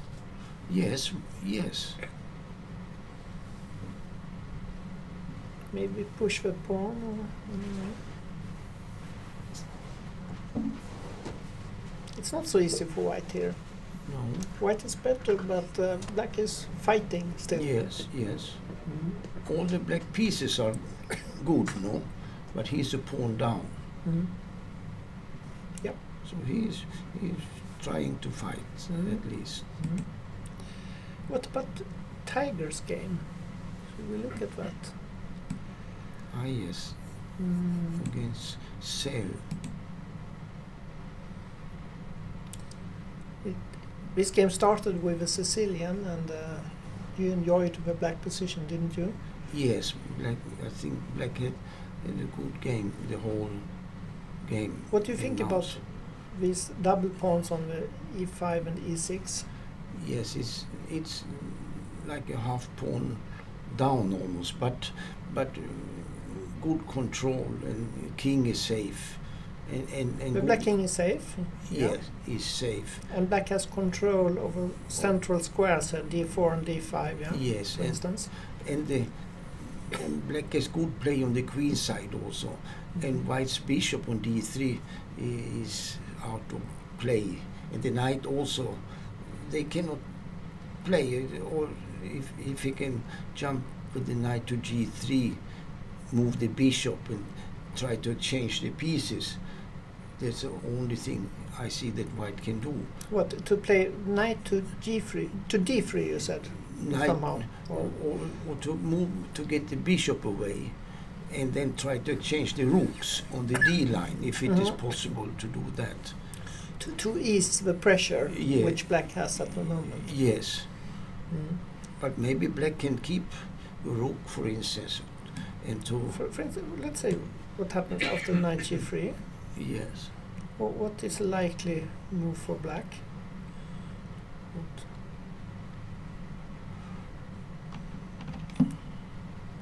In general, Knight a4 or queen Yeah. c5, or what does he do?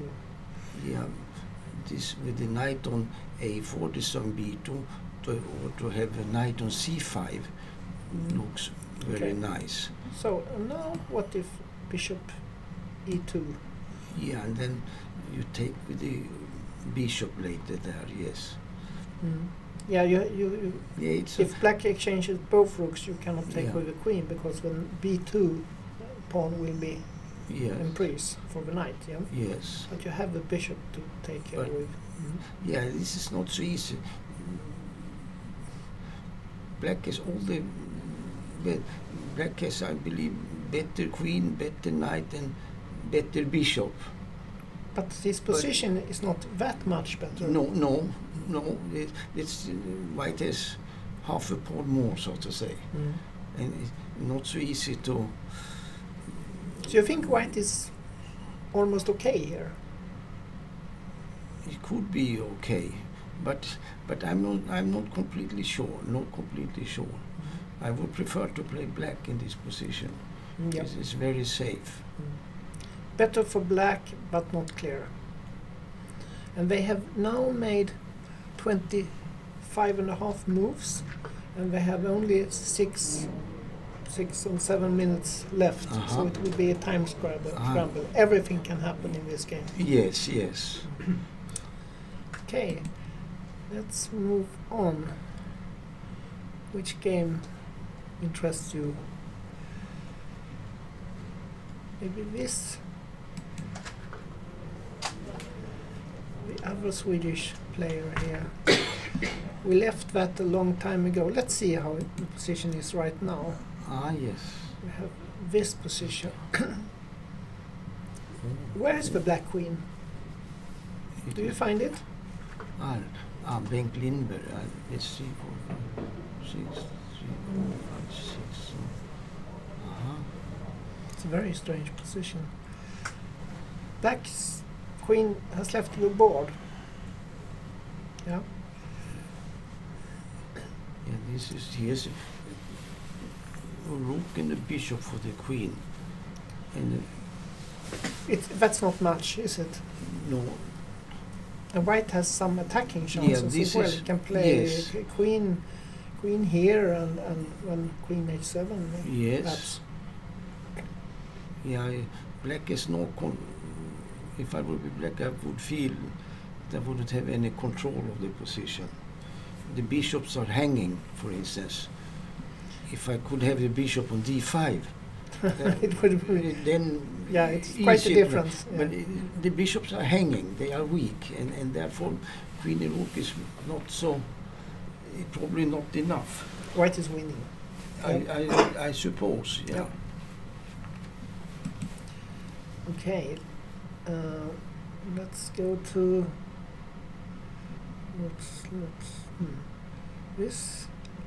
this has finished. What happened here? Should we take a look at the last moves of this game? We left it quite some time ago, and we can see what happened here. We had this position.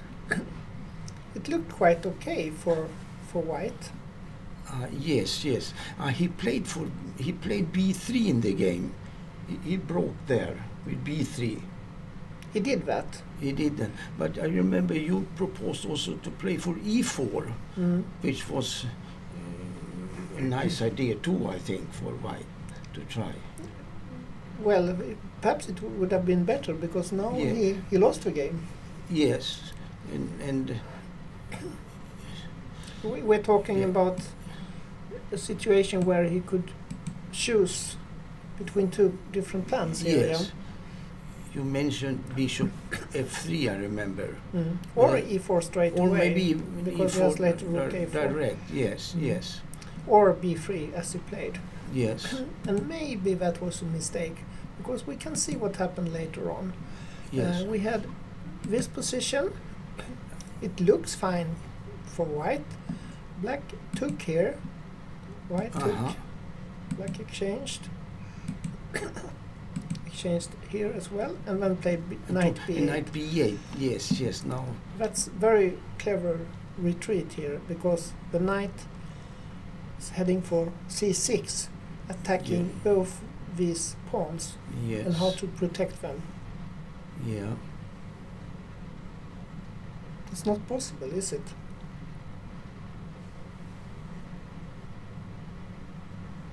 You will lose a pawn here, probably.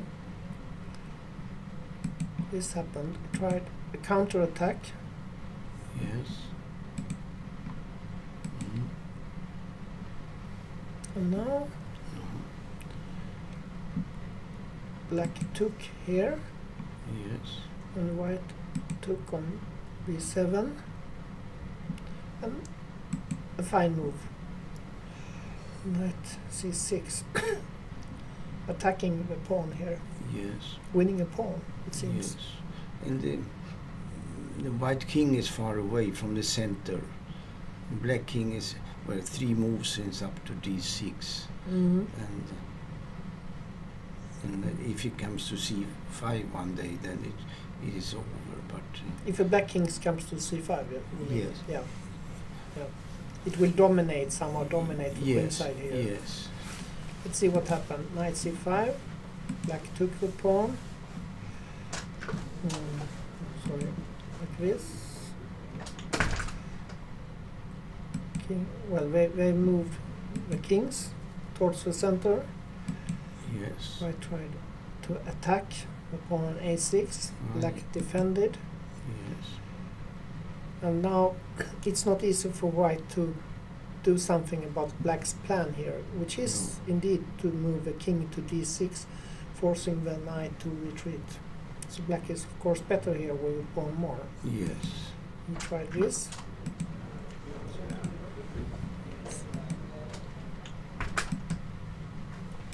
yes.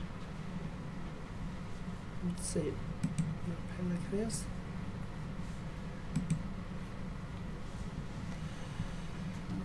And black has a simple plan to go to b4 with the king and take on a5, or just to go to c5 and advance with a d5 pawn.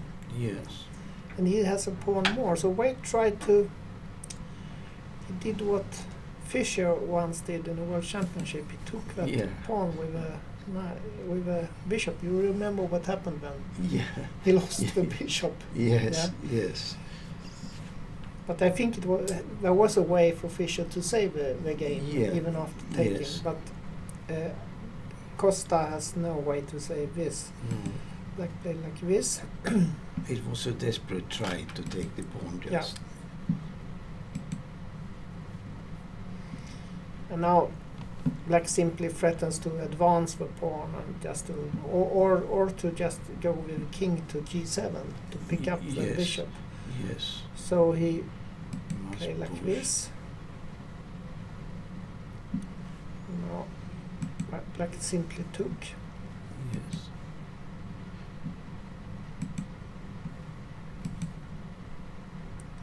And now he played a good move, I think. He played h4. It's always a good idea to put it on the black square. Yes, and he somehow crumples White's pawns here, because if White push with g3, Black can play h3. It's good, no? Yes. h4, yeah. Very good. So this happened.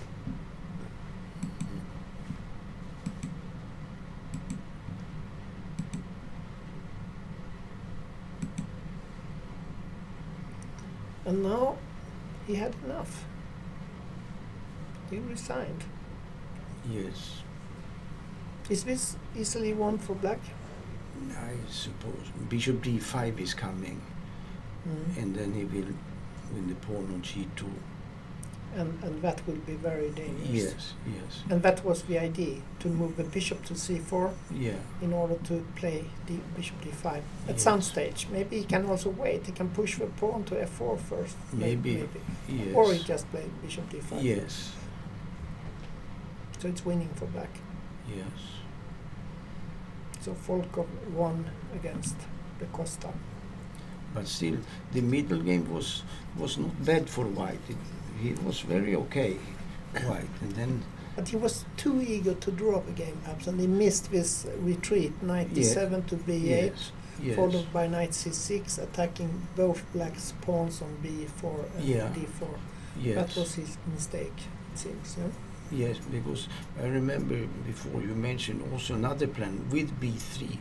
When it takes, queen takes it, White can also play for c4, and also very okay for White, I think. Yes. Yep. Let's move on.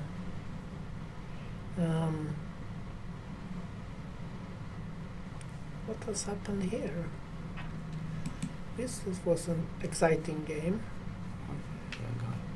Yes, this game. There is a strange looking rook position here on h7, but it's not so critical. It's okay to have it here, perhaps. Let's look at the position we have on board.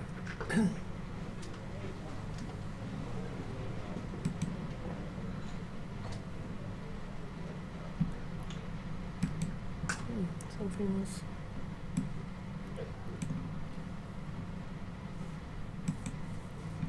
This is what we have. Ulf, how do you assess this?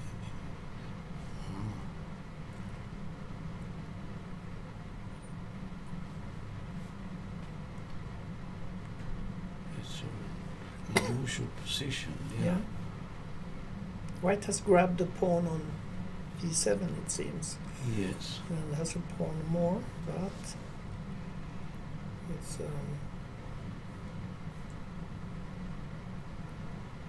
Black has a queen here attacking the knight, but it looks White can protect the knight, and then he has a very good position, no? Yeah. What to do about the king, for instance? White's king is very safe. Yes. The black king is having some problems, perhaps. Yeah, he cannot use the rook and the knight. all these three. keep the queen out, but The rook has a strange position, so has the bishop and knight. Maybe white can play something like this.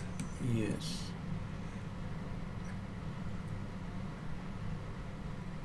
Doesn't it look good for white? It should be. Because I don't see any And then, good move well, after what is the next? for white. Yes, for white. Maybe the queen should come back. To g4. Yeah. It's possible. But I want to do something on the c file here. Yes. Maybe play knight a4 or something. Knight a4 can be good. Yes. I think he did play rook fc1, which is quite natural. Yeah. Yes. And now Then it's a question.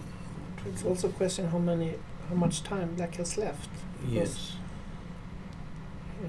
The digital clock here says 0 seconds left. But now he has suddenly 47 seconds. White has 1 minute, so it's time trouble. 1 minute Against 45 seconds, more or less. Black played h5. Now, knight e4 is possible Yeah. in order to come to c7 with rook. Now it's no longer possible for white to retreat with the queen. No. Because h5 stops the queen Yes. from coming to g4. Look now, rook ab1. Now the program says it's equal. Yeah, because now maybe he can take here. Almost equal. at Can he least. take here now? Yeah. Now maybe knight b5. I don't know. What do you think? Yes. Take, Take. check.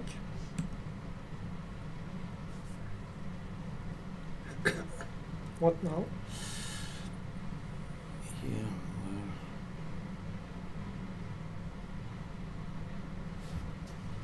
To e7 or d7? I don't know.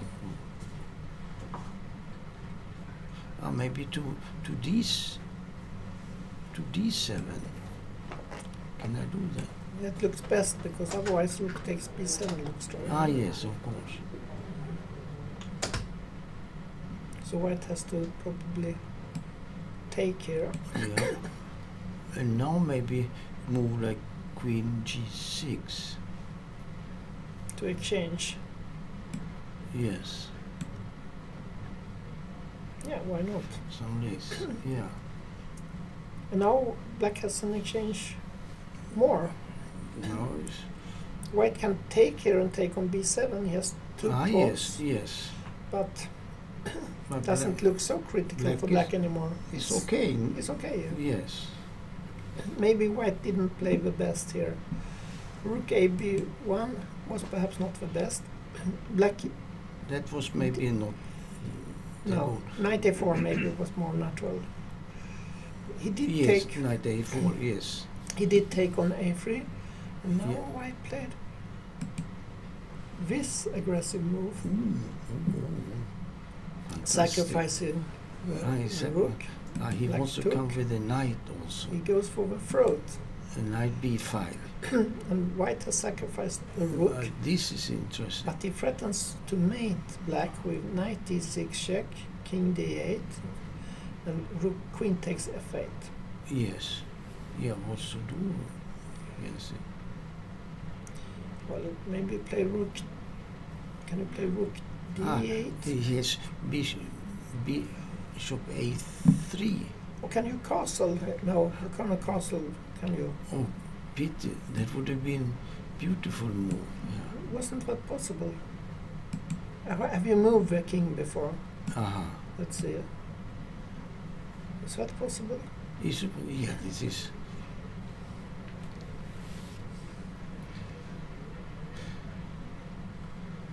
perhaps. Yeah. Interesting move at least. This, if I,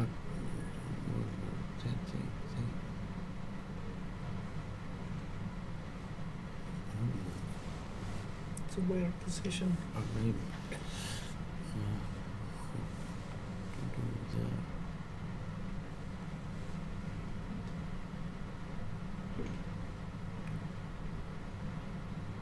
Strange position, yeah. very strange. Yeah. He played instead bishop a3. Yeah. And what happens then? Doesn't look good. Then knight, Maybe why not knight b7, c7. just take? Yeah. Yeah. He has to play something like king here.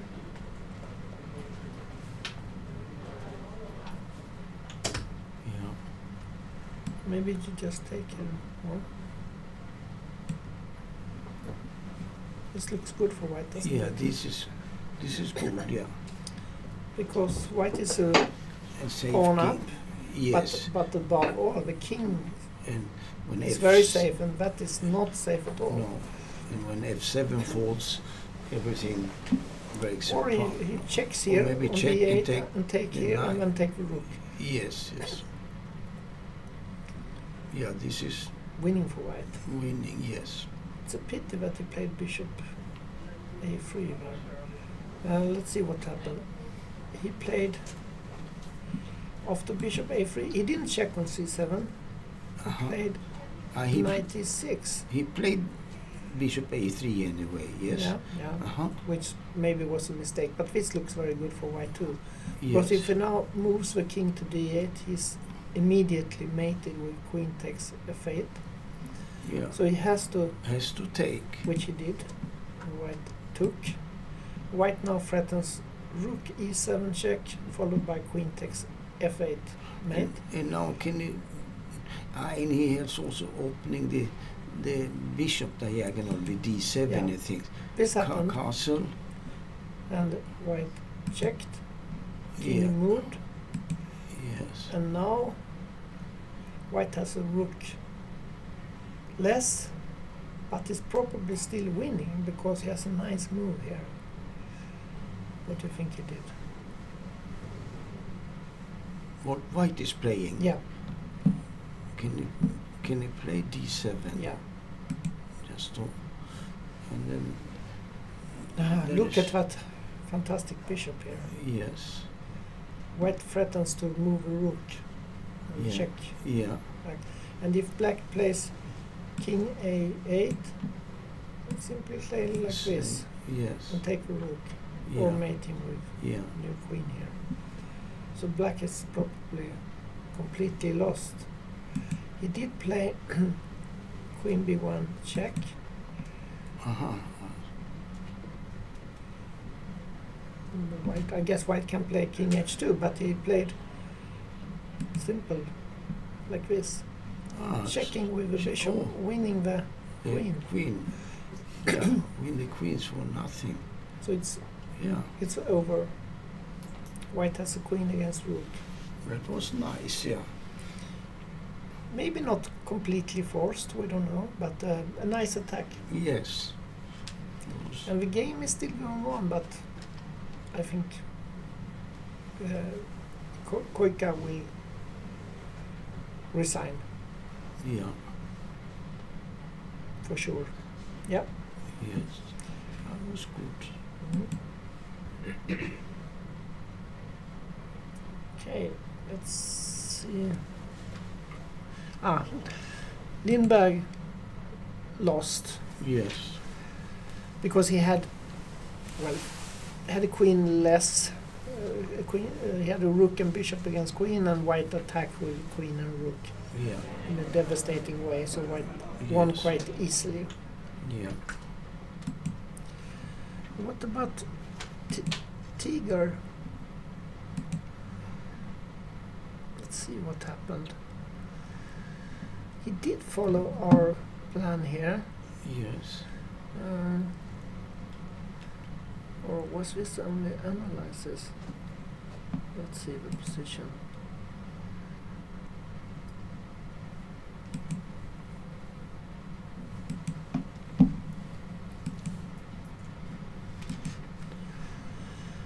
No, he didn't really. This is the position. It's quite a nice night here, don't you think so? Yes, it's always disturbing.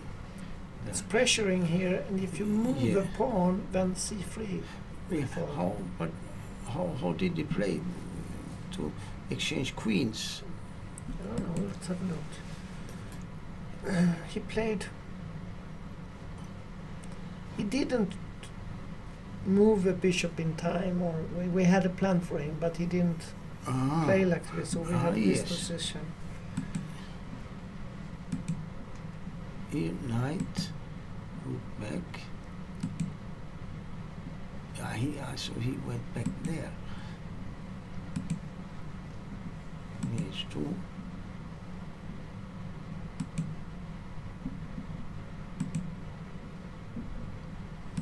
Yeah, now. We just win time here, we just move around a little bit. Yeah, and the knight is. Now to- he played this. This, now he. That was good, yeah. Yeah, because Yeah, White had some blockade here he and lost breaks it. the defense of the bishop there. Yeah. But even so, it would be dangerous. But No, it's he more had than to dangerous. play bishop e2 for this idea. Yeah, he should have played that. Yeah. Yes, yes. Now it's always unpleasant here. This will be this. It's very cramped here. Yes. He cannot move the bishop because No. then the rook will fall. And perhaps black can play f5 followed by f4, Yeah. winning the bishop. Do you Yes. see any Yes. way to counter that? Maybe not straight away, because But then then I can take maybe on e5. yeah, but take like this, You take this, of course. because yes. otherwise you have a check here. later Yes, on e7. yes. This is bad. This is bad. It wins a piece, it seems. Yeah. And if the rook was on d2, it would happen the same. Instead on e3, it would be the same with f5. Yes. f5 followed by Yeah. e4. Yeah. The king is too far away. It must be lost. So we have this position, and we anticipate f5 here for f5. black, Yes. perhaps. And then It's difficult. no defense against f4. Well, there is one move, an ugly move. It is b4. b4, yes. Yeah, but okay. But after f5, b4, He did play f5, and and now b4. b4. But then it's like everything is lost then, in general, no? Just yes, everything completely over, yes. Yeah. C3 and e4 and knight b2 and things, yes and no. If you take here, we take probably with that pawn Yes, to, yes. to blockade the e file. Yes, And now it does not have time for that that's because of b2, just simply take here. yes. It's one way. Maybe he doesn't even want to play here. He can also take here and go That also. take everything. But But- this is possible. But once b4, then everything is lost, yeah. It's winning for black. Yes, yes. So we expect Tiger to win. And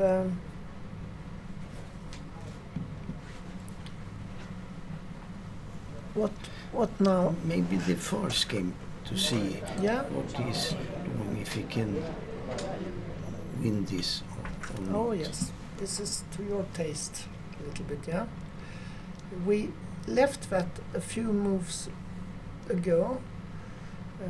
We had more or less this position, not exactly this, but something like this. Yes. Let's see what happened. White move the king to the queen side. Advanced with a4. Black was just waiting. Yes.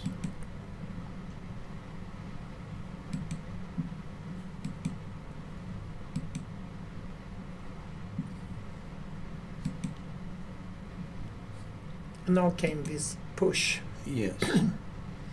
to disturb black. And then knight e1. Good move also.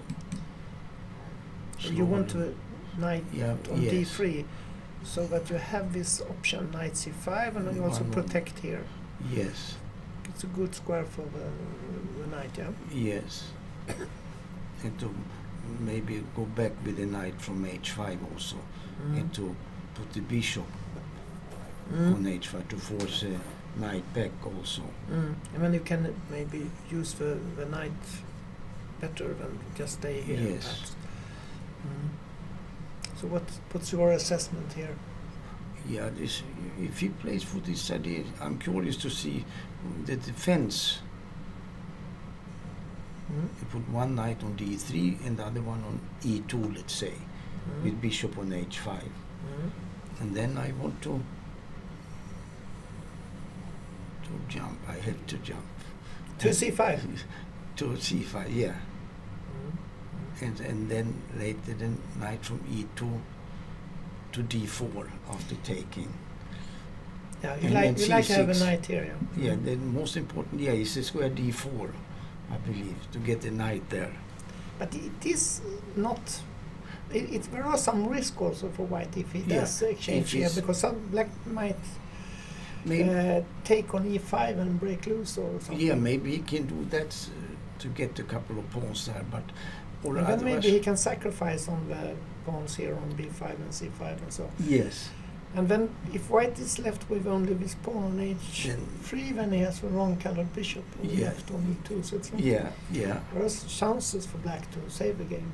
yes, and yeah, I'm thinking one idea also. If the knight comes to c5, black could perhaps play bishop c8 also, perhaps. Not to take it. Yes, if it is dangerous to take, then maybe. But he plays. Now maybe white can play knight d3, Yes. and then later knight f6 perhaps. Yes. And if it takes, then he then takes pawn, bishop h5 and knight knight e5. e5. Yes. Knight e3 is natural. We expect that, don't we? And it looks dangerous for black to go away, to let the knight into f6. But I think that the idea with king d8 is to return to e7 as quickly as possible. Yes. Yeah, that should be the idea. He did play knight d3. Yeah. And yeah, we have a very interesting position here for white. Yes. Let's return to this game quickly. He did retreat to e7 Yes. as expected. It will be interesting to see whether he can save the game or not, Yeah. and whether white can make a breakthrough with a6, which I like, or knight c5, which Yes. you perhaps Yeah, with think this is idea. very interesting. Yes. He went back to e7. That was right. Yeah. Yeah.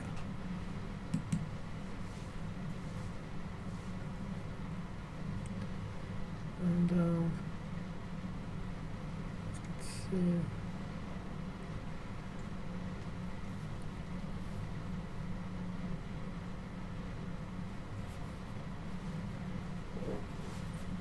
There are some interesting games left. Should we have a look at this? He lost very he quickly lost. here. Why? Yeah, that I want. He played bishop g6 also. Looked good, this move. Maybe that was our What- idea. Maybe Yeah. he should have played bishop g6. Yes. He did play bishop c2. Then He was afraid to let him in to C7 there, but this, yeah, we can see what happened here. A5. Yes.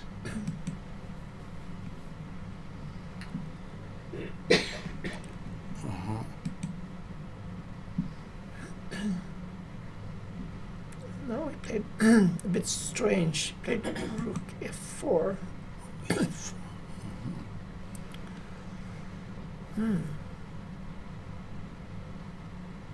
What do you think about that move? I don't understand what happens after rook to C7. Yes, good question. To attack that and to push. Yes. Maybe does it go bishop b7? And you can simply play this, maybe. Yes, yes. It's winning for white. Yes. So what happens after rook c7?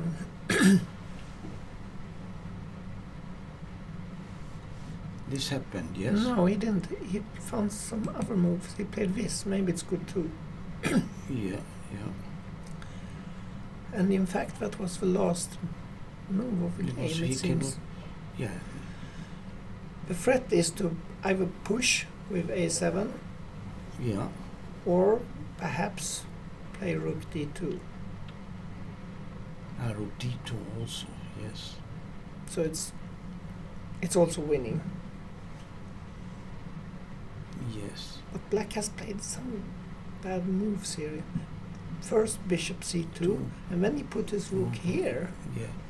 3 strange moves in Yeah. May.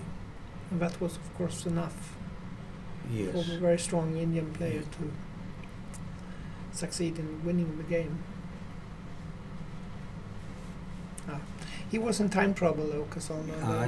It's not easy when you are under pressure to find the exact defensive moves. No.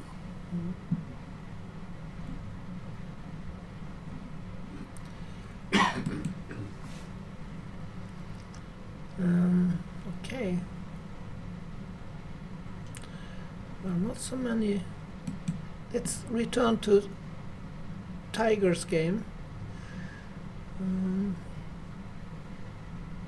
Here.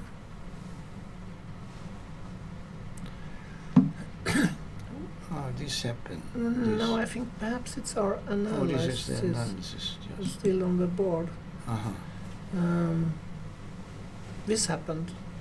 Yes. Now he did not take on e5 because No. of knight b2 probably. Yes. He played this instead. And yes, it is better move than... yeah, white is ready to give up 2 pieces for rook and then to And he make a loses counter-attack here both pawns there, yeah. on e5 and e6. Yeah. Yes. Black white took here first, and I think this is the position. What do you think about this? But still, he's fighting the young boy here. Maybe he should... I think something. Maybe he should take on e5.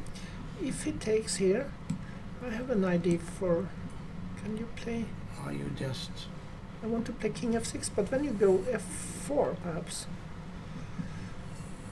I wanted to trap the rook after rook e3, f4 or something. Or do you take on d3 simply? If I take on d3, you take and take on e6. And I'm trying this because the bishop f no safe square is weak. The bishop is weak. Yeah, this is under attack because white threatens rook e7. Yeah. So it will maybe play something like this. Yes. But And then then maybe take on a6 or... Take on a6 maybe, yes. And now white has 2 pawns. Rook and 2 pawns for bishop and knight. Yeah. It's not clear at all. Maybe he's okay here, yeah. Maybe very okay. So perhaps we should return something here. else here. What did we... Yeah, he should take on e5. If the He has to, otherwise has black to, will play yeah. e4, E4. and win simply. Yes, yes. So he has to take here. Or if he can move the bishop actually. After this, Yeah, if he moves the bishop to f1. f1, threatening the knight. Yes. And the idea is to play rook takes e5 next move, yeah? Yes. But maybe it's a bad position, this. Even so, if we change one rook, let's say if we change on d1 one rook, and just to play the position with rook in two Rook pieces. d1 now, or? Yeah, for instance. Okay. And you Then he take. And now maybe I can put something maybe on. can we on play knight e4 or something? Yeah. Yes.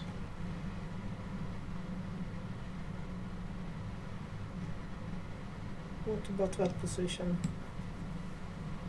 Like this? Then white will take here, or Yes. what else? Can you play knight d3? It's a strange move. Knight e2. No, what? Knight d3. Knight e3. Then we just take it, of course. Okay, so let's say that white Yeah. takes, but black is winning now, isn't he? I we think take so, here, yeah. it looks winning for black. Yeah, it looks... So maybe... Maybe rook takes e5 is the best move, the first move. Yeah, because if bishop f1 If it doesn't work... and rook d1, perhaps. Yeah, yes. Okay, so in this position, maybe take on e5. Yeah. And it's not quite clear how black wins here.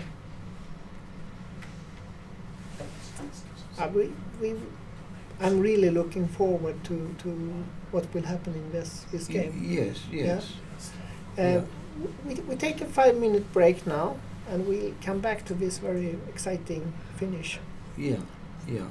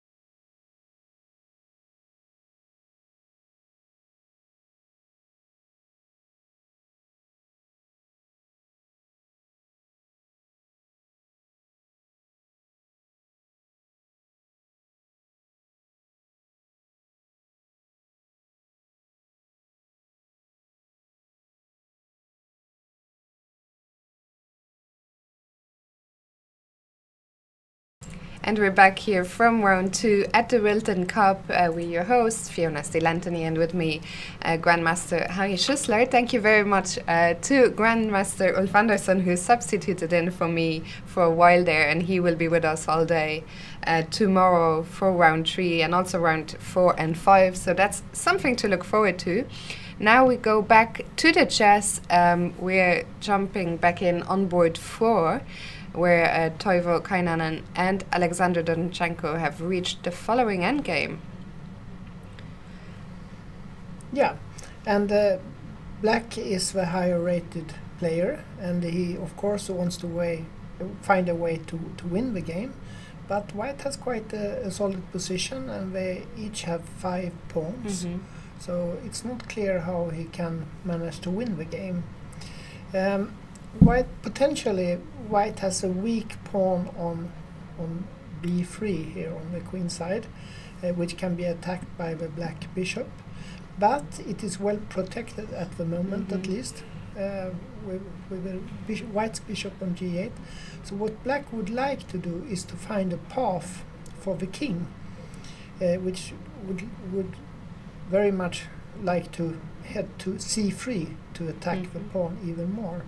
But White has control over d4, so it's not so easy to find a way. Exactly. I was just going to ask. I mean, I don't see how Black can force White to let go over the control of d4. I mean, if White just does what he's doing there, if he just waits on that diagonal with the bishop, how does Black even make progress? No, it's not easy. If White keeps calm here and doesn't, for instance, take on f4, which would open a way for the king to d4, and it's not easy for Black to make progress. Black is better, but it's not clear how to proceed. Okay, so I think we both probably predict a draw here in this endgame. What do you think, Alex? I think it will be draw, but the White player from Finland, he has to keep his head cool. Okay, then let's move on. Let's not go back to the top board just yet, because you and Ulf looked at that in quite some detail, and we had a look on the break. Not much had happened. Let's go to board 5. I think we haven't checked in with Gajewski and Soisel. Oh, we left that long time ago. Long time ago, yeah. Let's jump forward. And we have another bishop ending. And this one looking a lot more promising for the stronger player, though. Yeah, because White has, well, to start with, he has a pawn more, but more important is that the pawn on g5 here is only 3 squares from becoming a queen here, and the pawn can be supported by the king and the bishop. It's White to move here, and I expect White to play king f4, hitting the black bishop, which has to go to, for instance, to g6. Let's have a look at that. So king f4. Of course he can go to b1 and try to attack there, but there are really no time for taking this pawn, because this pawn is very dangerous. So let's say that he plays like this. And then White will bishop f3. Protect that, and planning to play bishop e4, creating a way for the g5 pawn. And king f4 is on the board, and it's it might just be game over. So this is the position. Yeah. And we can just look what will happen if we go here. Let's say that White plays like this, and we try to take this. And this is very, very quick. And how to stop it? King e7, I guess we can just play maybe d... Ah no, I have to be careful. I have to be careful, because if you end up taking my b3 pawn... but we can maybe push this, and when you play here, we push the other guy. And now... But what if I take on b3 now? Then we queen this, and then you have to take, and we Very least. nice. Yeah, black has 2 pawns more, but that doesn't help at all. No. So it looks like descending. It's just a pretty straightforward win. It looks like that, at least. Perhaps we missed something. I We'll don't see. think so. Yeah. Okay, so that one seems to be a right win. Let's go to board 7. Jenna against a Wanda Liang. I think we also left that off a long time ago as well. So we go to the Yep. actual position. And black has a pawn more. And he has quite a strong bishop here. And he has Also an a active rook. threat of rook e3 check as well. Yeah, he has 2 threats. He threatens the rook also. And white played here in order to protect the knight, so that if black comes here, white can simply move the king somewhere, for instance here, and black cannot take on e4 because of the rook. But it looks a bit shaky this for white. Let's go back to the position after rook a4. Do we have anything better than the check? Let's see. Can I simply bring my king? Yeah, king g6.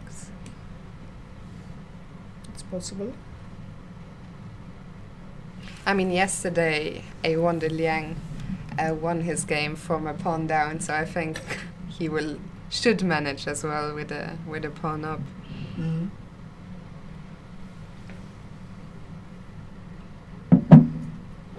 Well, I'm considering this, but it doesn't look. I don't know what will happen here. We check here. I'm going to take here. And then I don't know what. It's not completely clear, is it? Where is Ulf when we need him? But perhaps there are no easy solution for black here. So maybe he should not go for this. Maybe king g6 is too hasty here. It's better to just Although the keep rook the pressure. ending, there's a good chance that it's winning as well, but maybe there is no need. No, I think he wants to find another way if he's unsure about the rook ending. But it's not that easy here.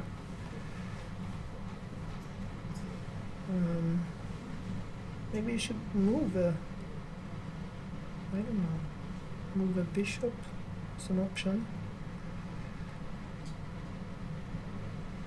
Check is still an option, but let's say like this. Maybe something like this. I don't know. Try to play bishop f2 and win pawn or something. White has some chances to save the game, but it Actually, looks difficult for him. Black played rook d1 in the game. Rook d1 check. Okay. So in this position after rook a4, black decided to check here instead. And maybe he wants to come with rook d4. For instance, if white goes here, black can play maybe here, threatening the rook and the knight, and probably white has to take. And now what? Now this pawn is likely to fall. I This guess we have to looks- try knight f6 maybe, but it looks pretty desperate. Yeah, because it will be Trapped. Yeah, there will be some problem here for Simply king g6 and that's the end. Yes, black will win this. Yeah. So maybe rook d1 was a nice So move white here. played knight d2 after rook d1. He avoided rook d4. Okay. And what about? Yeah. And what now? What happens if I play bishop c7? Yeah.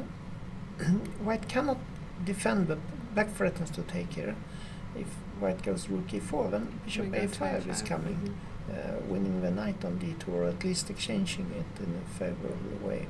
So after bishop c7, Maybe king e2. well, maybe rook g1 is an option. Maybe And after king f2, then check, you king give a f2, check. bishop is6, and that is formal. That's yep.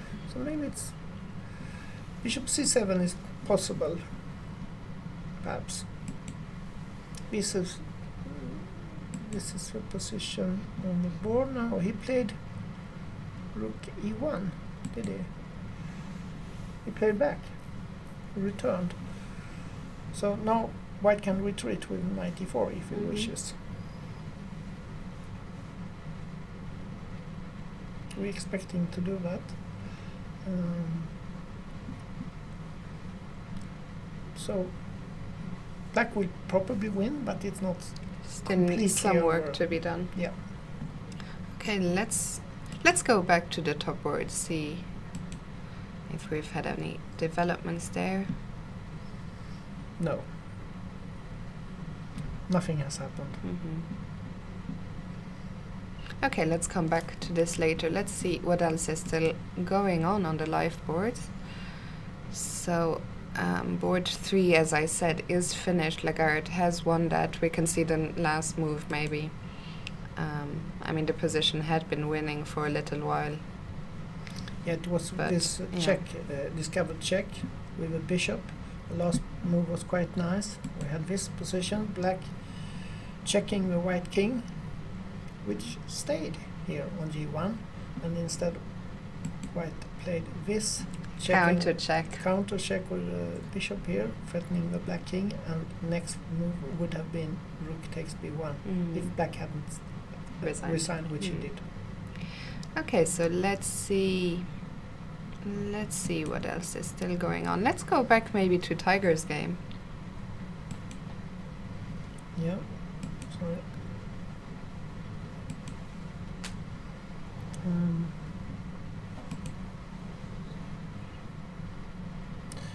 We can look what our we had this position, and we were discussing whether black should take here, but Ulf said, Ulf Andersson, who commentated before, he said that maybe best is to play king f6, and this is exactly what Tiger decided to do.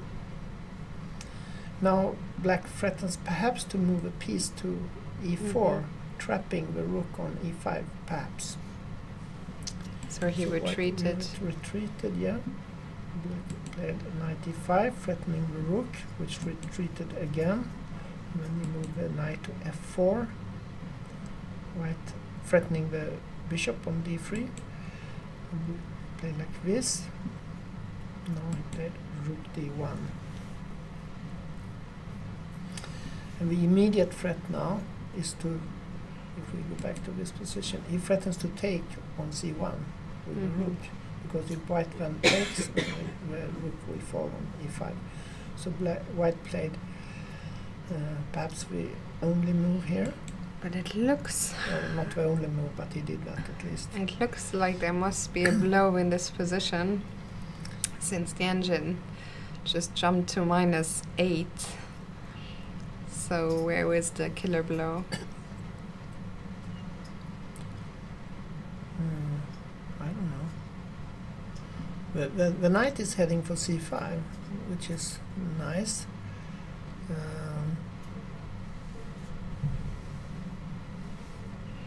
Where is the blow?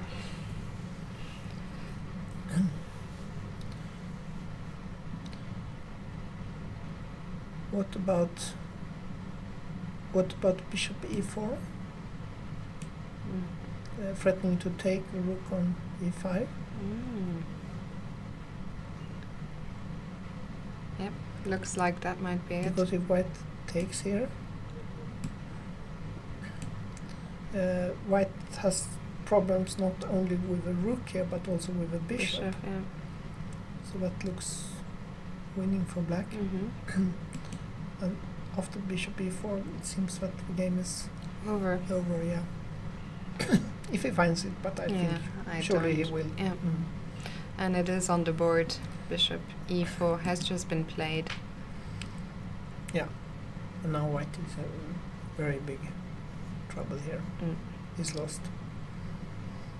He also only has a minute left on the clock, so maybe we can stick with this game. He might just resign, actually, I guess, in this position. Yeah, I don't see any way to defend. Yeah. I mean, you cannot even give up the exchange because you just... It looks like you will lose a book Yeah. or something. And the clock is ticking down. Also, to let you know that Harry, I still don't know. He never told me what he would like me to call him, but Grandmaster Schisler is gonna have to leave us in a minute. I'll ask Ulf if he's happy to join me for another 10 minutes or so. So we To can wrap stick. things up. Yes, to wrap things up. Maybe stick around a little bit to see what happens on the top board.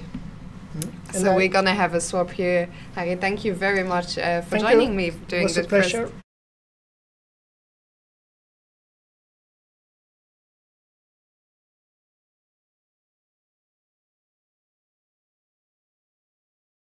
Yeah, we are still awaiting a result here, I guess.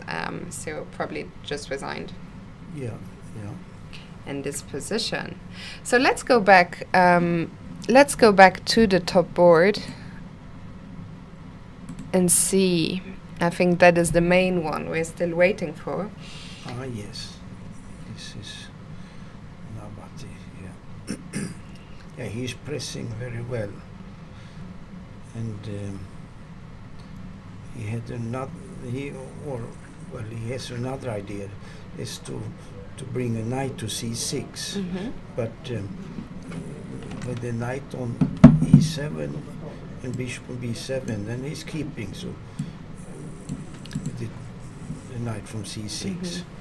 So black has played king g6. Yes. Can we go?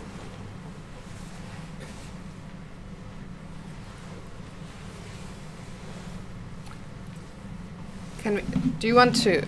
I'll leave the mouse to you, or do you want me to take care of the mouse? Hmm? Do you want me to? Okay.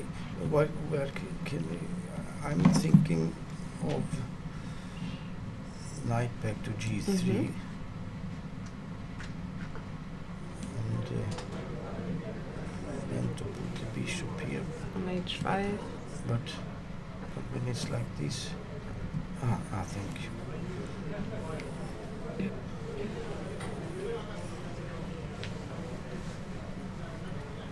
Where is it? It's a So, what are the options? Knight g3 is one option, I guess. Yeah, I don't see the way.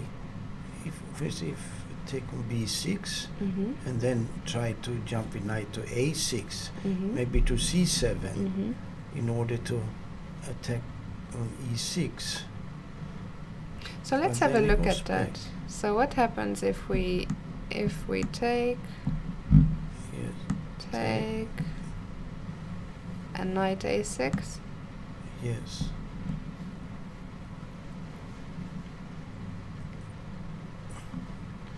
It must be something like this. Otherwise, I come back to my idea with to put the knight on c5. On c5, yeah. I really like Otherwise- that idea. Yeah. Otherwise, I Yeah. don't see any Yeah, other yeah. idea for white. Because if knight comes to c7, king goes back, and he's It's hard to make progress. and then if knight goes here. So let's say, Maybe- but what does yeah. black do? How does Yeah. black wait? Yeah. Let's see here. Yeah, I think the king should go back. Immediately. Yes, in general, he should go back. Okay, so king f7.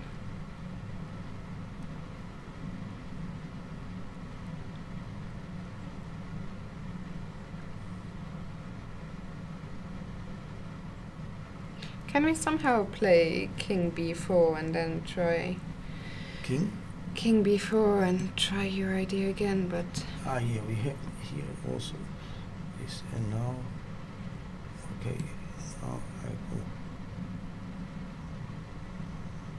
here.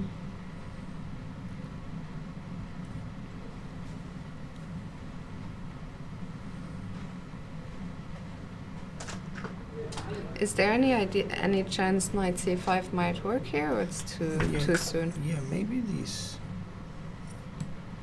We try this, see how it is.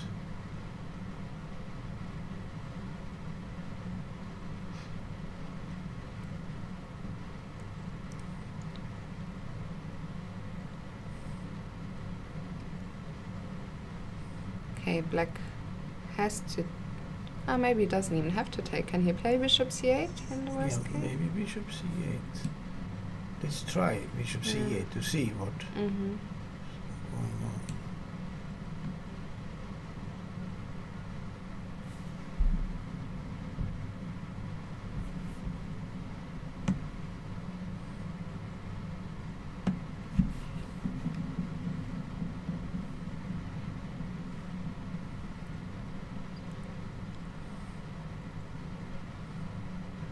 I don't see Looks the idea difficult, right yeah. now.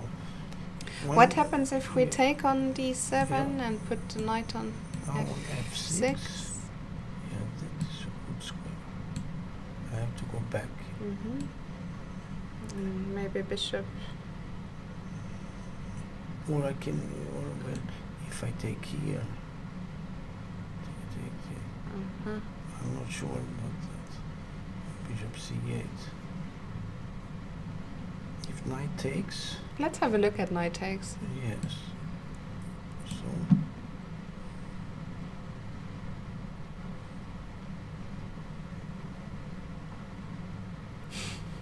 Maybe we're trying our best to even find a way to be worse with the white pieces. yeah. What shall we do? We take there, takes, but then the f pawn It's is very dangerous, yeah. Yes. Yeah, I think this is not, This is not the the way. No. Okay, so let's go back. Is it here? Yeah, you can also just click on on the moves. Ah, Actually, there's just a move on the board, and Nabati has played knight a2. knight a2. You can see first it was Yeah. like this. So And now knight a2. yeah, so black played king g6 and knight a2. Uh-huh. Knight a2.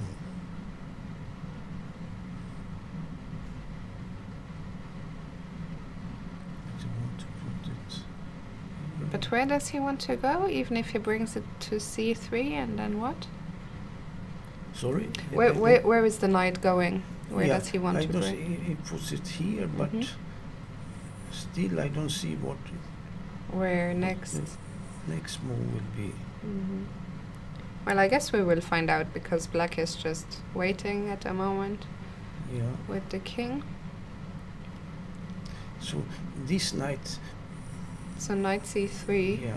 is on the board.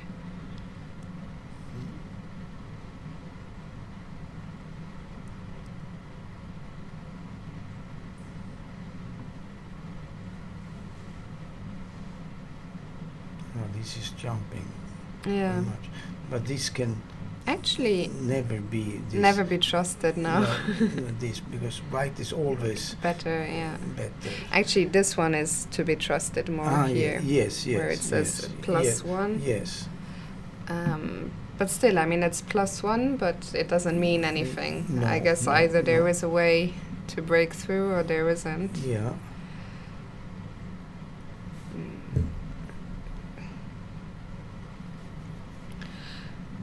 So, okay, let's see, where is the knight? Because he brought the knight to b4, to a2, to c3. Where does Yeah. he want to bring it? To come here means To- nothing. you Yeah. know. And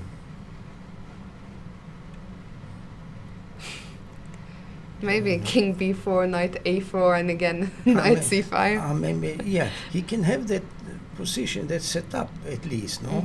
He puts king here and knight here, and then to switch around to try to come back with this knight, and the bishop on h5, so he cannot get the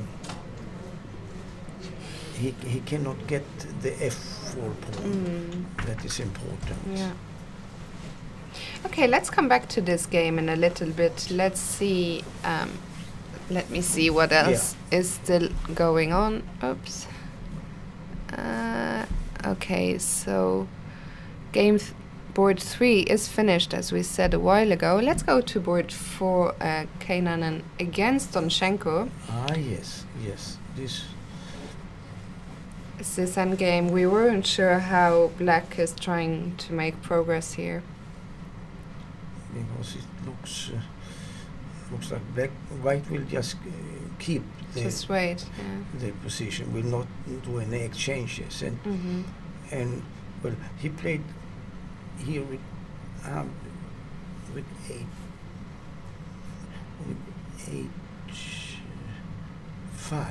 He wants to come to maybe we can go back a few moves. So we left the position, I think here, after bishop. So white was just waiting. Yes. So in this moment, black decided to push h5. h5.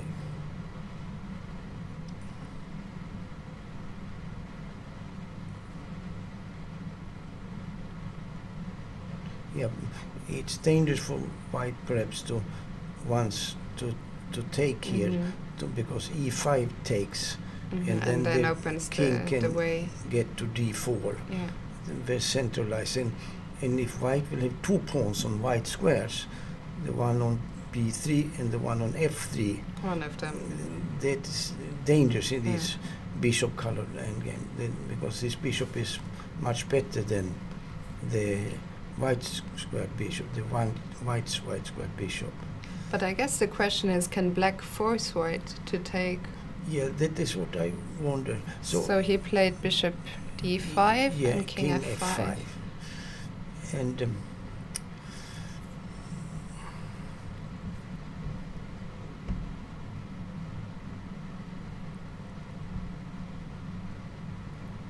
he's trying to come in there. Does he want to play so? Looks also a little bit funny if he gets e4 in.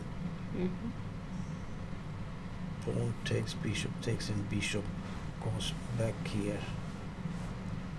And then okay, let's have a look. Let's play a waiting move. Yes. For white, or maybe white even needs to be careful now which waiting move to play. What happens if I play bishop? I was gonna say f7, but I can never really take on h5 anyway, I guess.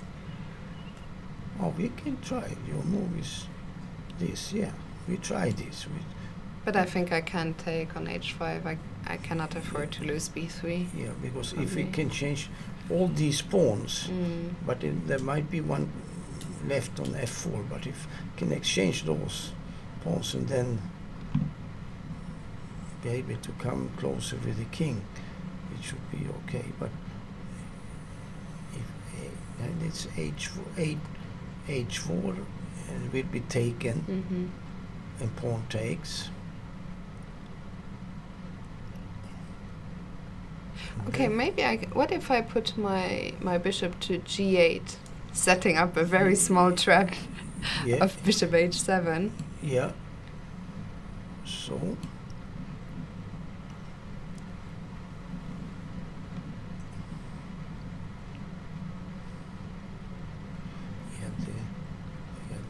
The only thing I see is something like this.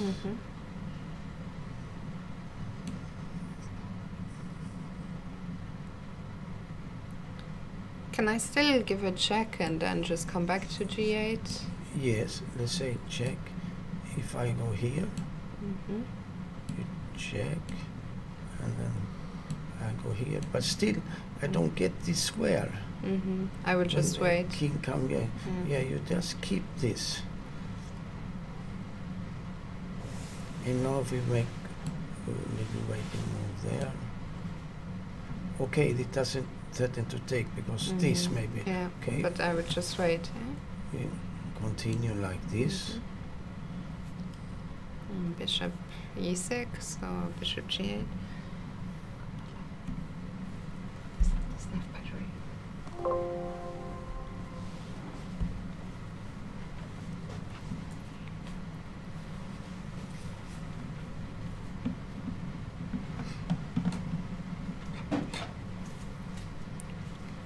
The question is if there can be pawn endgames here. It's okay. To try to bring the bishop around to d5, and then we have pawn endgames. But yeah, then that would be dangerous. Yeah, because then in one moment you can take here. And we take with pawn, you can create a pass pawn here, but maybe not because still not clear. Cannot come in there. It has to be sometimes some things has to be broken up in the center, so the king gets a square here in the center somehow. It's the only way. You know what? I suggest we come back to this one in a little while. So we still have the end games, this one and the one on board one. But let's check in. There are 3 games still on the way. This one between Zhu Chen and Sengupta Deep. So this is where we left it a long time ago. Let's get to the current position, which is this one. This is 3.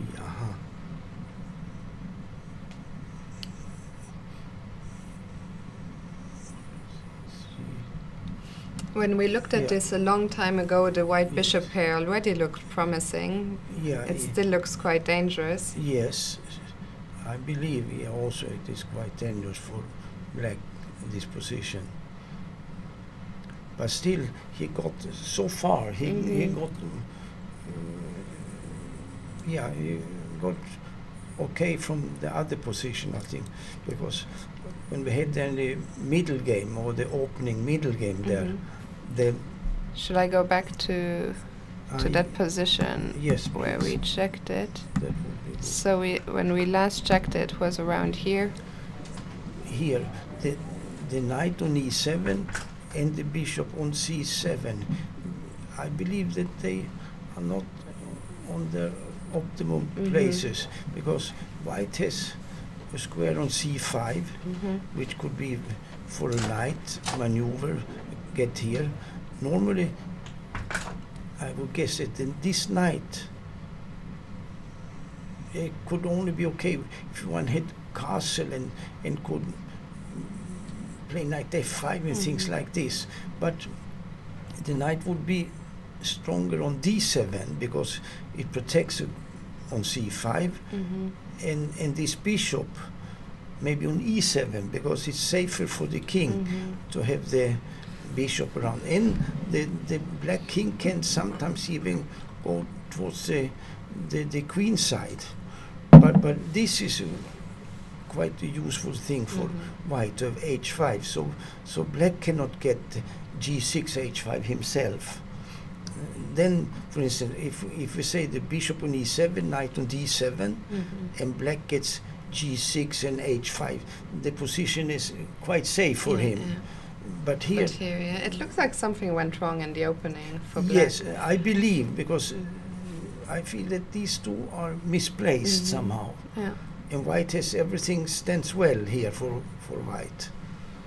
So, but he's still fighting. It's well done, I think, to still be alive. Far. Yeah, in a difficult position like this. White is still thinking here. Yes. What happens if I simply take the pawn on g6? Yes, that looks good.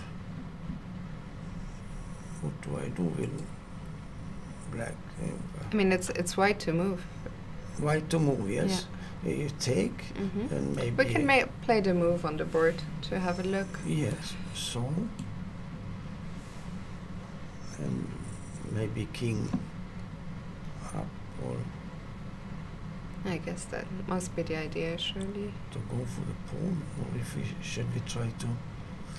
I don't know, the knight is... I don't see where the knight can go. Doesn't make sense. Or to push the h-pawn. Push the h-pawn or to play king up.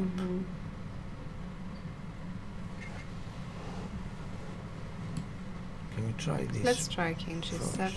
Yeah. And then... How do we make progress?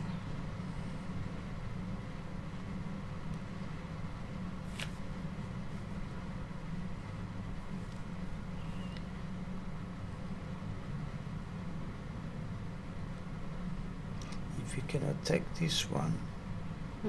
I was also looking at how to attack it, but...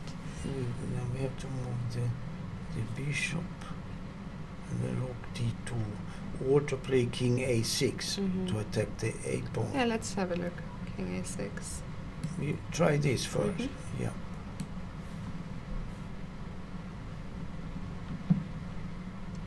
But maybe this h-pawn is okay, quick enough.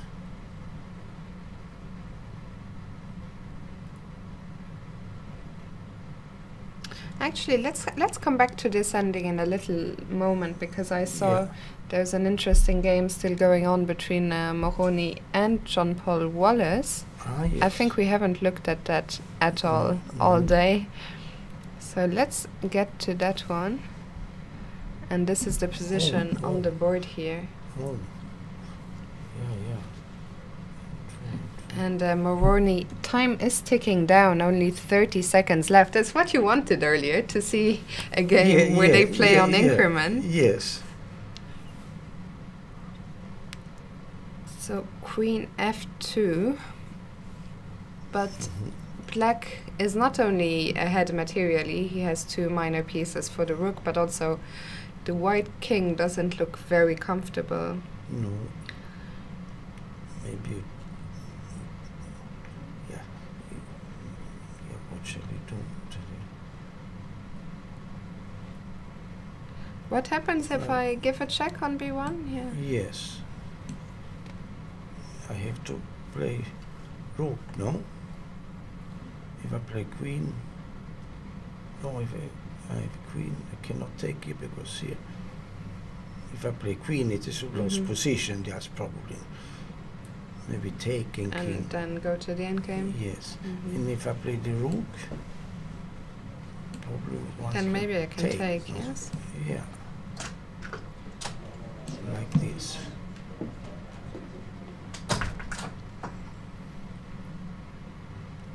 But if it comes down to an endgame with, let's say, two minor pieces and some pawn against the rook and the pawn, then will be some technical problems. And there were two games like that in the, was it Olympiad perhaps, and the player with the two minor pieces, they solved it in a nice way, and one player played on till mate, two bishop towards bishop and knight against king, just one player played till mate. I saw that, yeah. So this is the position on the board he did play. Yes. Rook e1. So I expect black to take the pawn. Now we to take this one. Yeah.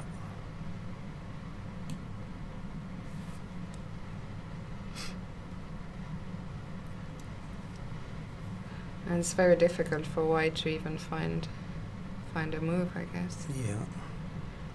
For instance, if they would change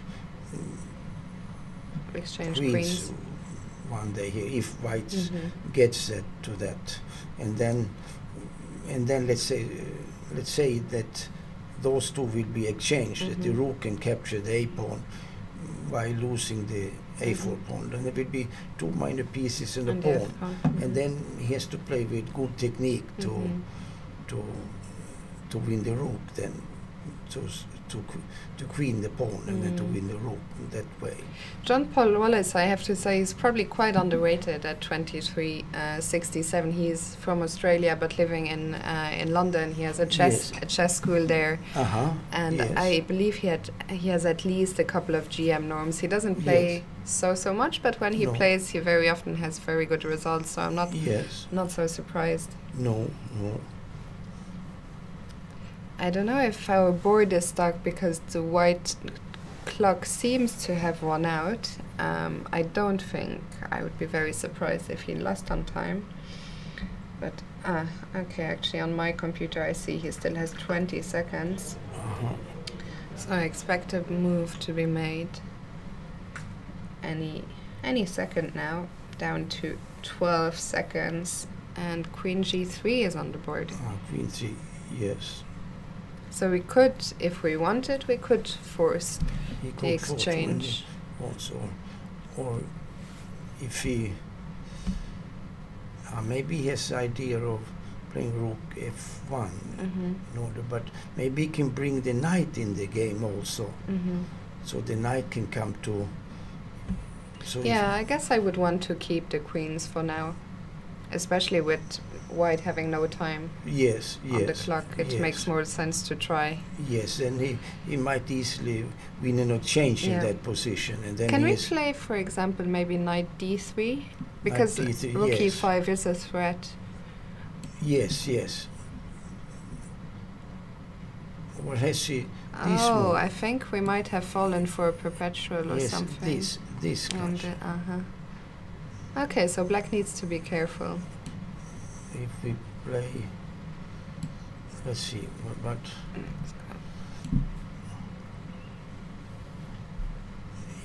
if,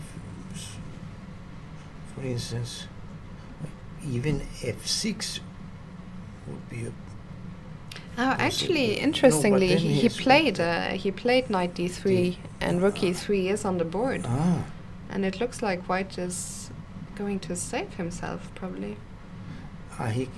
he can move this one. What did you propose? I didn't propose No, anything. no, I just no. saw that the evaluation jumped to 0, 0, 0. Yeah. But now he must play here. But maybe So there let's is have a look. Bishop e4.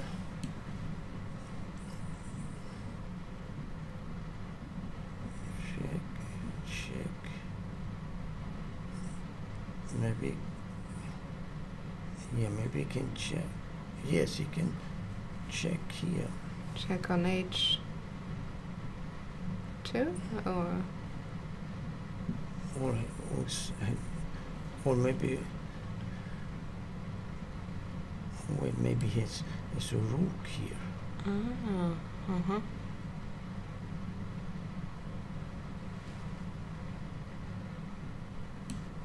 See, no, what? Then he has maybe checks on c5, and he cannot get Let me see. away. Yeah, maybe Yeah. queen h2 is the right move. Let's go back. Bishop e4 is on the board. So now let's see. I guess there is a draw somewhere, but rook e2 was not it.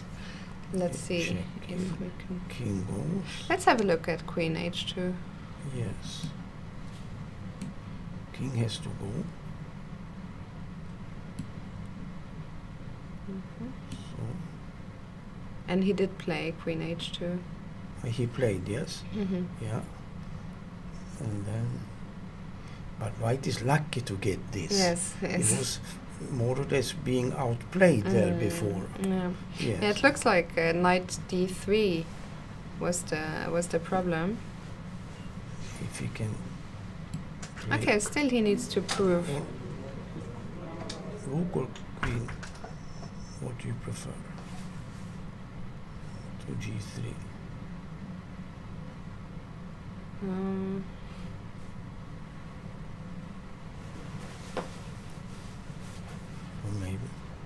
sure.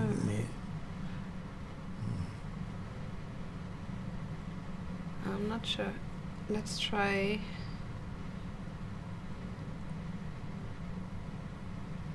Queen maybe. Or Maybe queen.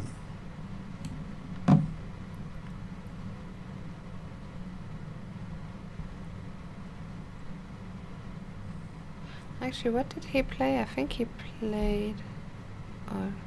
He played rook g3. Rook g3. And it looks like now the evaluation has changed again. I think queen g3 was the drawing. Yes, the drawing move. Because he had the queen on the diagonal into d6 Mm-hmm. afterwards. So now the queen is somewhat misplaced again. Yes. Because if you check here, just king e6. Mm-hmm. Not here because rook g5, but king e6. So he has played queen h4, but after king e6 it looks like there is simply no more checks. And king e6. And finally justice will be done at the end in the case. I expect king e6. Yeah, and there we go, king e6 is on the board. Yeah, yes.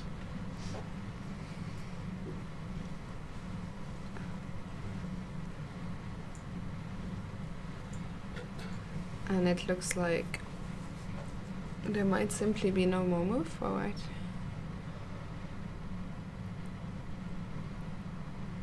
Because black is threatening checkmate in 1. Queen f2. Yeah. There are no more checks, so we need to deal with that threat, but... Yeah. Then it is... Yeah, then... So I played rook e3.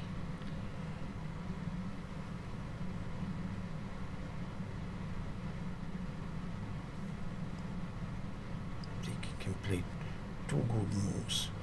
King here, or even knight to f4.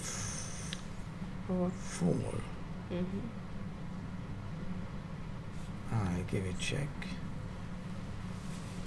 There. Oh, but this is also good. Now where do we go with the queen? Maybe. So we need to keep defending the bishop. Yes. So only 2 moves, I guess. Queen h7 or queen f5. Yeah.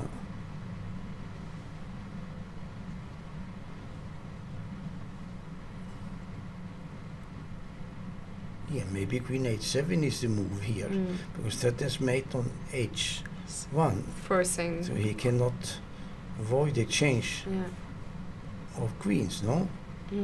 If it's a check, but no, that is not. This is good. This is good. Yeah. Now he's got him. Now there's no escape. Because also it will be very difficult for white to even win the a5 pawn here. Yes.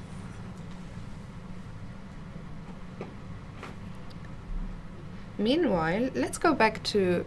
Okay, let's just see, because he has given a check. What happens if I even play f5? It's a check. Yeah, f5 looks nice. Because once again, I think we're forcing the queen exchange. Yes. And he must exchange queens, and then he goes up, and he wins. Then maybe he can get this pawn somehow, but.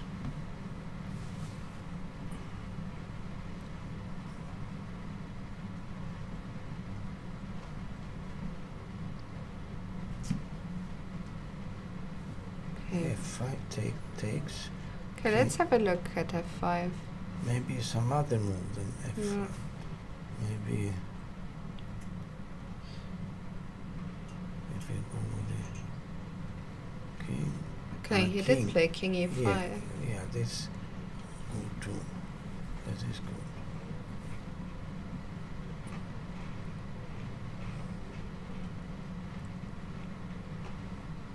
Meanwhile, it looks like on board 1, Nabati has found a way.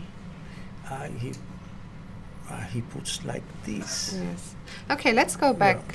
We can quickly come back to this one later. Let's go back to our top board, because there's been some very interesting developments there. So we left. When did we leave? Where did we leave? Somewhere. No, when the knight was going. The knight was going here. Did we see this? I'm so confused. They jumped around so much. Yeah.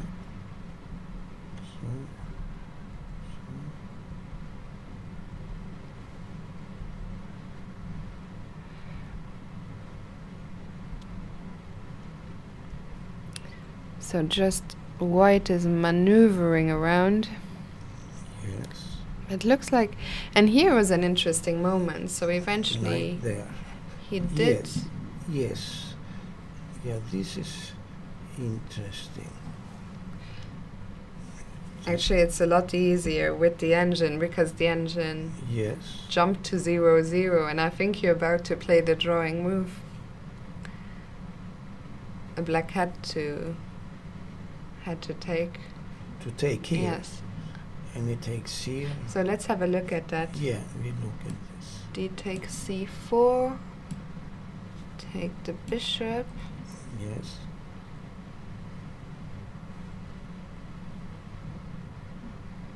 Okay, I mean, it's easier for me because I'm looking at the computer, and the computer is saying that b takes a5.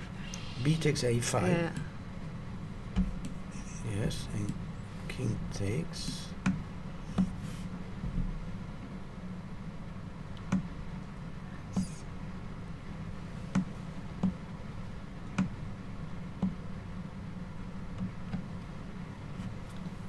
And now it wants to go knight b6.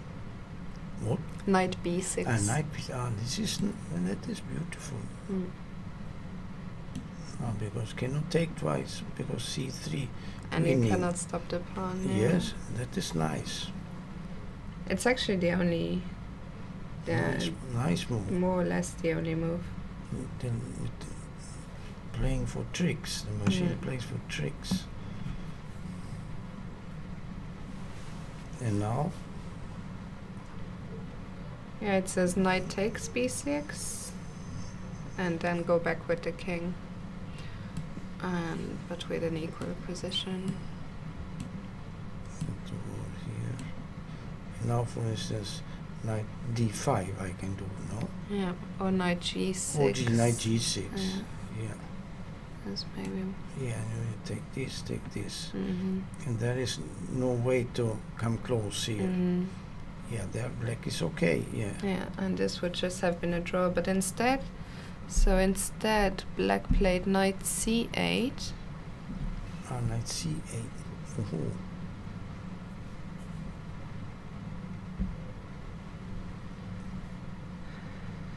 Yes.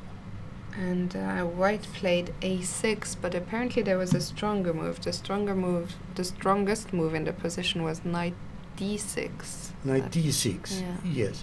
Yeah, that looks good, because once this will be taken, pawn takes, Mm-hmm. and then this knight will come around later to e5, Mm-hmm. I suppose, or even be jumping here. There will be 4 pawns against 1, Mm-hmm. and this is late. Everything there will just be queening. That makes sense. But instead, white played a6, A6. which also looks promising. Bishop has to go back to a8. Yes. Knight e3. Knight Uh-huh. e7. Bishop goes back to h5 Then we again. have And this is the position we have on the board now. Yeah, it would have been similar if he would have played a6 without any maneuver at all. Mm-hmm. It would have been this Yes, position. yeah. But maybe he was not sure that it was winning or so. Mhm. So Mm-hmm. he tries to play against a bishop which has no moves. Yeah. The only way, if he could make something here, that he is in Zugzwang Mm-hmm. with the king or with a knight, let's say, he cannot move them, may not move them. Then he must move the bishop, and then he will just capture the bishop if he can have something like that. Can he? Can he get that? So knight f8.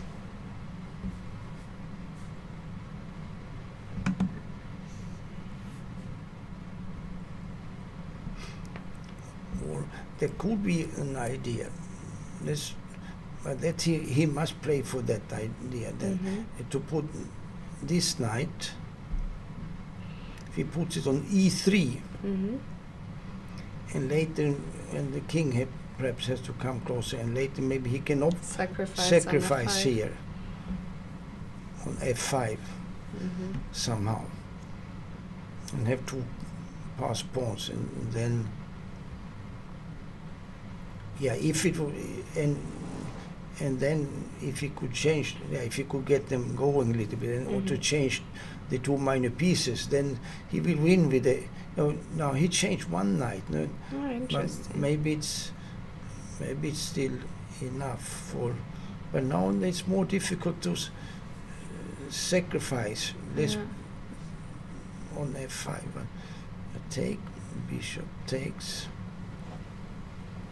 By the way, the endgame on board 4 was a draw between Kainanen and Donchenko, the bishop endgame. Yes. Where black just couldn't make any. It was a draw, yeah. So that means there's only 4 games still going on the live boards. This one, the one between Zhu Shen and Sengupta, the one between Moroni and Wallace, we just came from, and one between Schmiedek and Kaido Kulauts. Something maybe we can go there very briefly, because we haven't looked at that in a long time. So just to see what's going on there, and I think we'll soon wrap things up. Also, I know Tiger won his game, so let's just have a brief look at this one.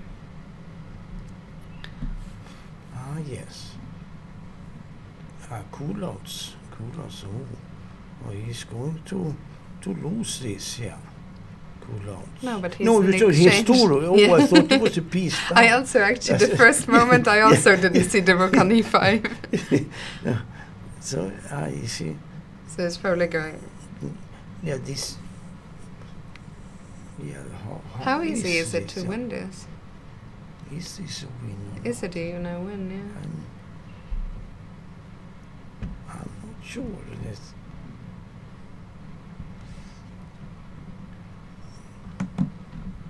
Black has to exchange one rook. Otherwise, white can just keep holding like this. He has to exchange. So let's have a look. Let's admit rook f3 or something. After exchanging rooks. I mean, it's for white to play, white to move. Oh, do we have anything better? Because if he goes here to another check, then king f7. And then you cannot defend. And then you cannot defend against this. So he must wait. And then we have this. Yeah, so let's have a look. I'll let you play the move. So rook f3. Rook f. So make this.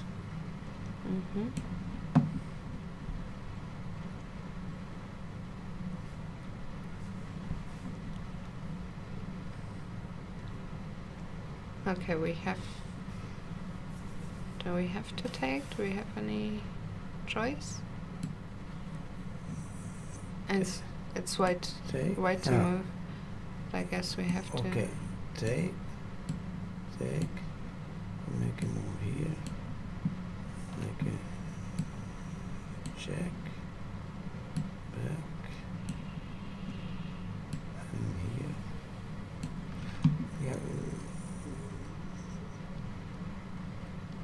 here. I think that maybe it's difficult, but I suppose it's a theoretical win. Actually, white didn't play rook f3. He played king h3. King h3. Yeah. And black played rook c2.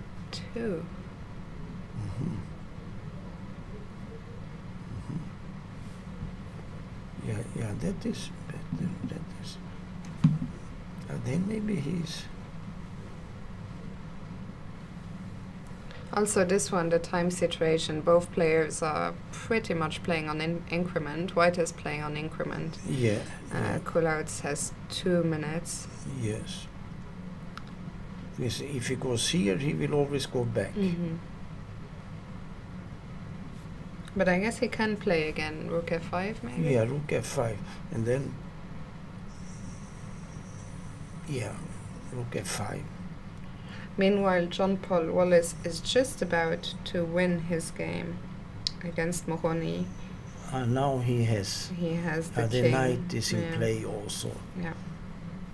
Yeah, now he has no squares, no, for the king. Yeah. Yeah, when king h1. Even maybe we can play.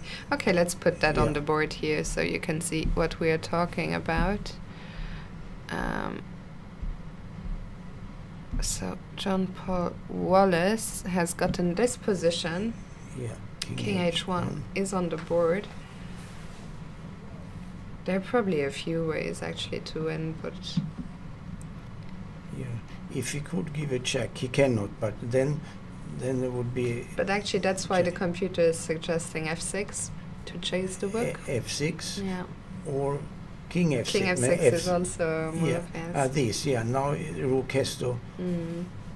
Or he cannot go here because a check here. Yeah. Winning the rook. And now he gets with bishop e4 and knight to e2. I think this is simply the end. I think White will probably resign here. Yeah, here. Because there is simply no move. Yes, now he won with Because this. even if he takes on f5, king takes f5, and there is not even a check. Nothing. Yeah, that's true. Yeah. That is true. Okay, rook g8, but it's... One check with bishop. And check here. Yeah.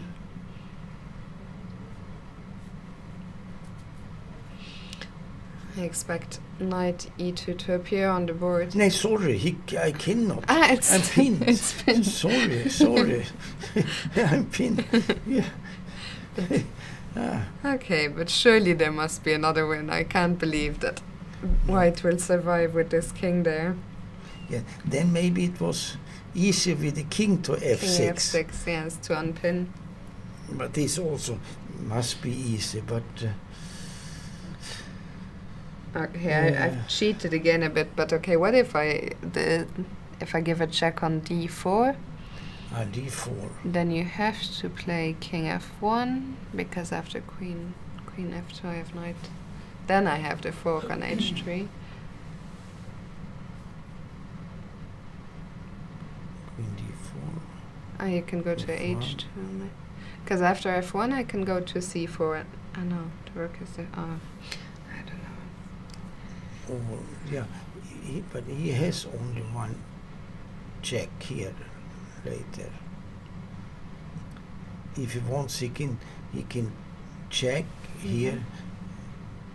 I mean, it feels like there must be a mate somewhere. Yes. Okay, so he gave a check on d1, king f2. I was going to take the pawn, be greedy. That is very greedy. Yeah, because if you check, queen to d4, counter check, but then it takes him. Now he cannot play rook a8 because the bishop holds. Yeah, that he can do that if he wants. And then there is no check. Yeah, no checks. Okay, so he has given another check on e2, king g1.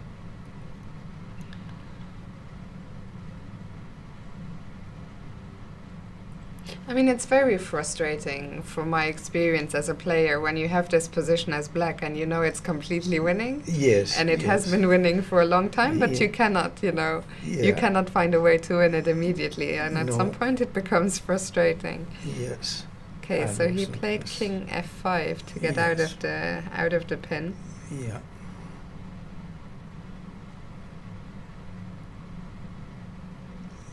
Now he threatens. You know what is, there's a nice line actually. Yeah, so rook g5 and White is gonna play for stalemate. Ooh, beautiful. So the point is... Yeah, that is beautiful. Oh, actually, f takes g5 is just a draw. If I take... Yeah, let's show that. Queen takes, yeah. So f takes g5, this is very nice. And now black... Well, black should think, actually, whether to take on f4 or to take on g5. Maybe it's better to take this one. Oh, and actually it's a draw now. Huh? Even king e6 is not enough, apparently. Apparently it's a draw. This is impossible. Yeah, so I think queen f4 is the move. I mean, this is incredible. So if we take back, it's just a stalemate immediately. It's a draw immediately. But here, queen... and there's nothing to do. Incredible. Yes. I mean, this is really a very nice motive. Yeah. Incredible. But after rook g5, let's go back to rook g5. Yes. We can just click on the move here. So what happens if we won with the king? King e6? If it was here, then... Yeah, when I take here... So king e6 is on the board, actually. He did play king e6. Yes. Yeah, because if he takes here, he checks twice, and then he takes the rook. Yeah. He checks twice and takes the rook. But still, yes. Yeah, that is winning. Actually, there are a couple of moves here. Okay, I'm cheating, but it's late in the day. There are a couple of moves that still draw for white. So queen b3 is one. Queen b3, but I think the nicer way to draw is rook e5. And that is beautiful. Yes, it's incredible, because however it takes, then takes or... Let's have a look at that, rook e5. This is nice, yes.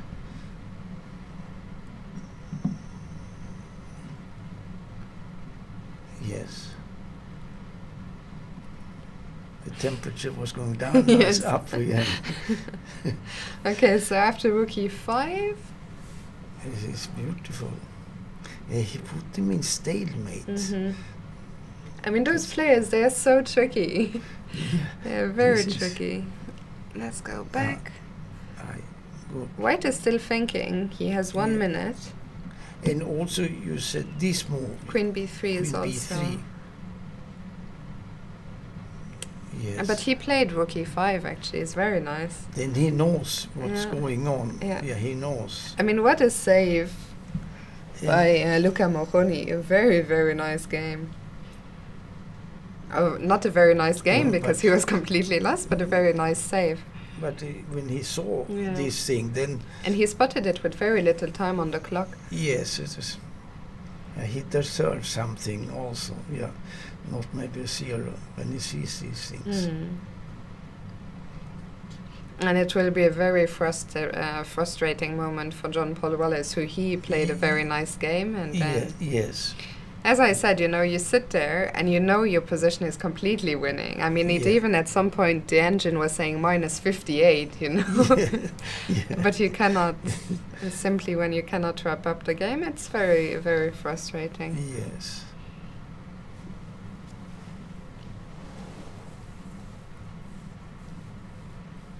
He is now under 2 minutes as well. Let's see.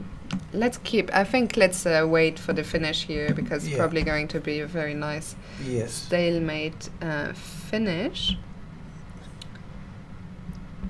And meanwhile, Kulauts has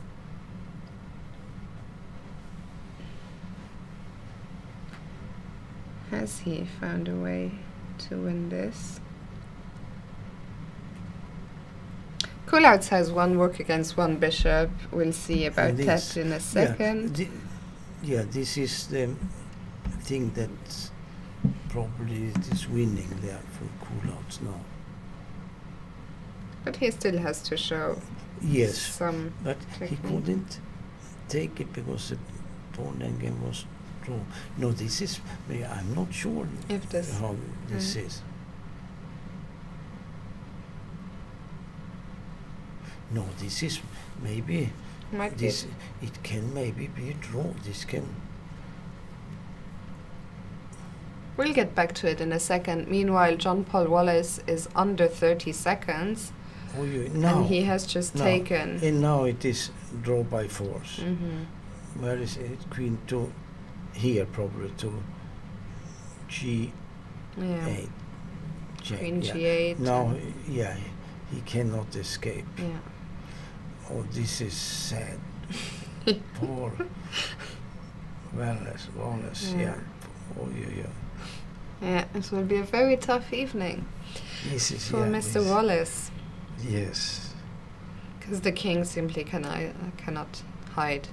It shows. If you go to f5, even we can force immediately with queen g6. Yes. That would be nice. And then if you run back, yeah, I mean king d6, queen d5, I guess. Yes.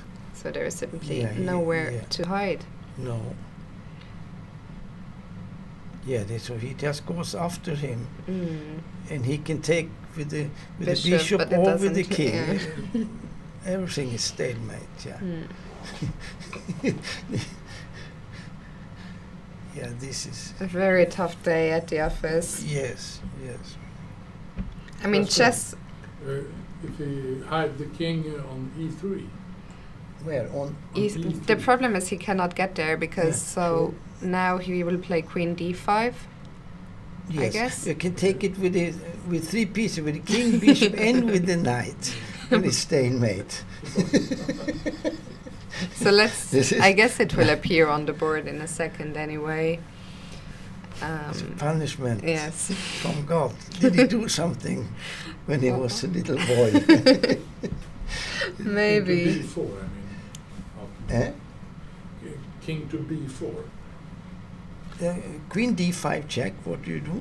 We can put it on the.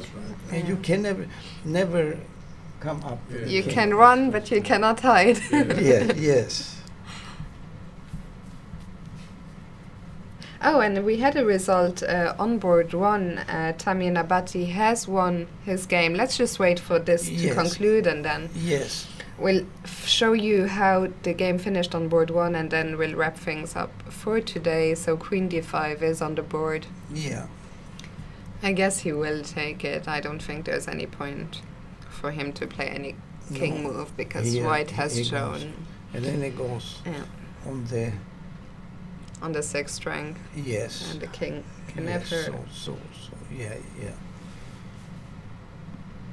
Yeah. I mean, what an incredible save by Moroni.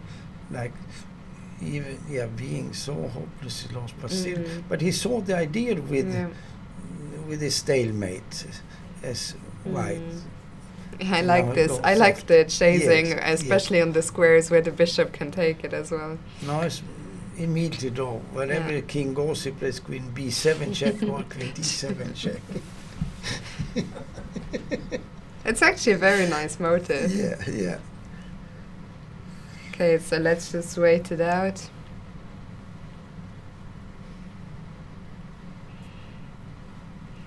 I mean, we are laughing, but if we were John Paul Wallace, we would not be laughing at all. But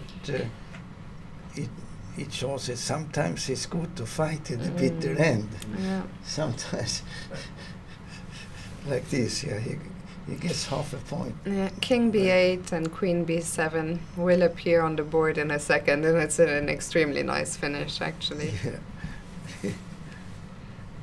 Yeah, but there we go.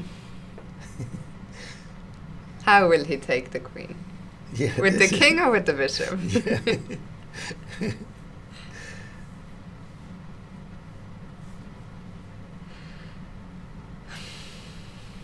Chess is a tough game. Yes. Yeah, this was really extraordinary. This and king takes. And we have a stalemate, a very nice stalemate. Yes. I mean, to be a queen and 2 pieces and a pawn up. But there's nothing left to do. Okay, so very nice save by Luca Moroni, unlucky for John Paul Wallace. Let's show you how board 1 finished. and then I think we will wrap things up. So we missed quite a few moves here because the players were so low on time. So where did we leave it after knight? They played a lot of moves while we were looking at this other endgame. Yes. So here we left it after knight g6.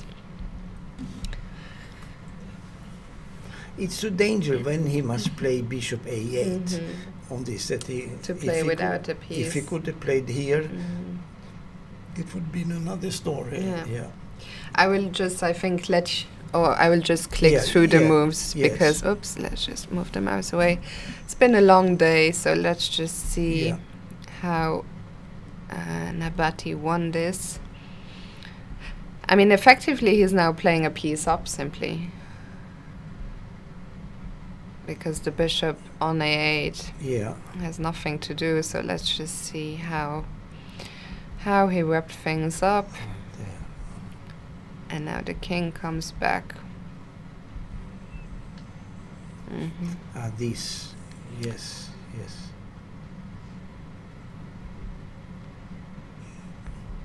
And now everything falls apart. Yeah. Yes. And that was that. And he resigned here. Yeah. I guess bishop. And if he would have lost both pawns here. But otherwise, if knight f7. No, it was before. Knight here. If he plays king here. We can put it on the board. Yeah. Bishop there.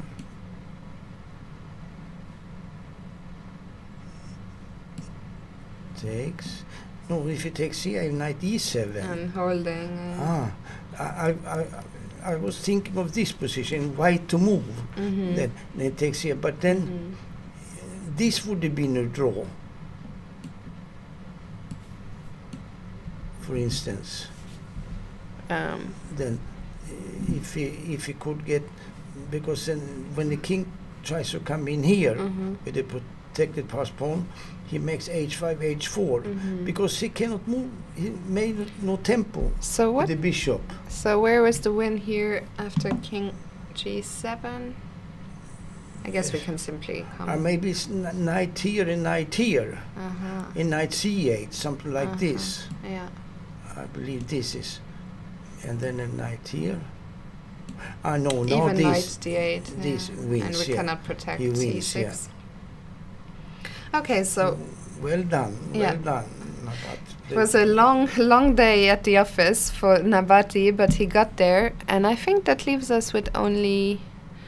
I'll get your assessment on the 2 games that are still remaining, and then we'll wrap things up. So the first one is Zhu Chen against Sengupta. Yes. Let's get to the current position. They came to this.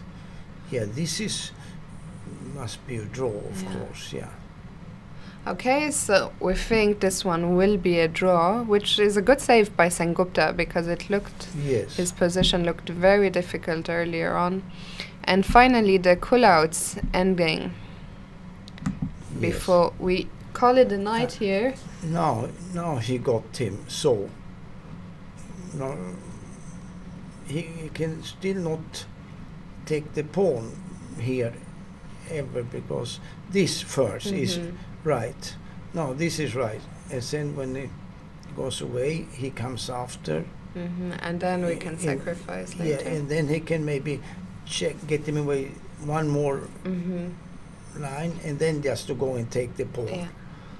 But then, if the king comes down here, then it is still not so easy. There are some tricks anyway.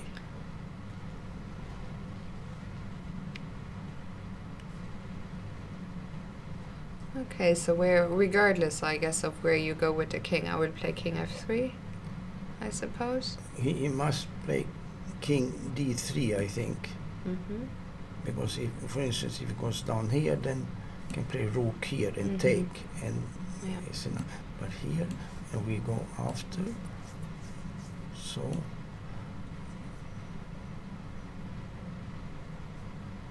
Yeah, any fear. Can I? Yeah. So if you go king d2, can I go rook e2 check? After this. Yeah. This, yeah. Then. Oh no, I'm still not in. Yeah, this is good move. But maybe I go like this also. Yeah. King d3 was played, by the way. No, sorry. In this position, so this is the position on the board. Yes, yes.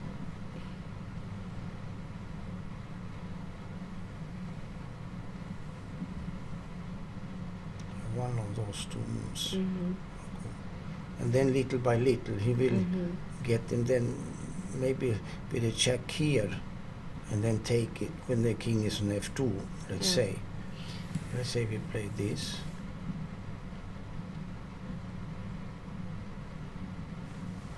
Or we can make this first, and thank you. So, and now this move. If here, check and take, and the king is coming here, then it is easy, yes. Actually, he did play king f2. He played this. But still, it must be a win somehow. Yes, this is winning. And position. he will win it. He will win this, yes. Okay, so I think that wraps up a long day 2 here at the office at the Rilton Cup. Ulf, thank you so much for sticking around. And tomorrow you will join me again for round 3. So that's a lot to look forward to. Games are gonna heat up as well.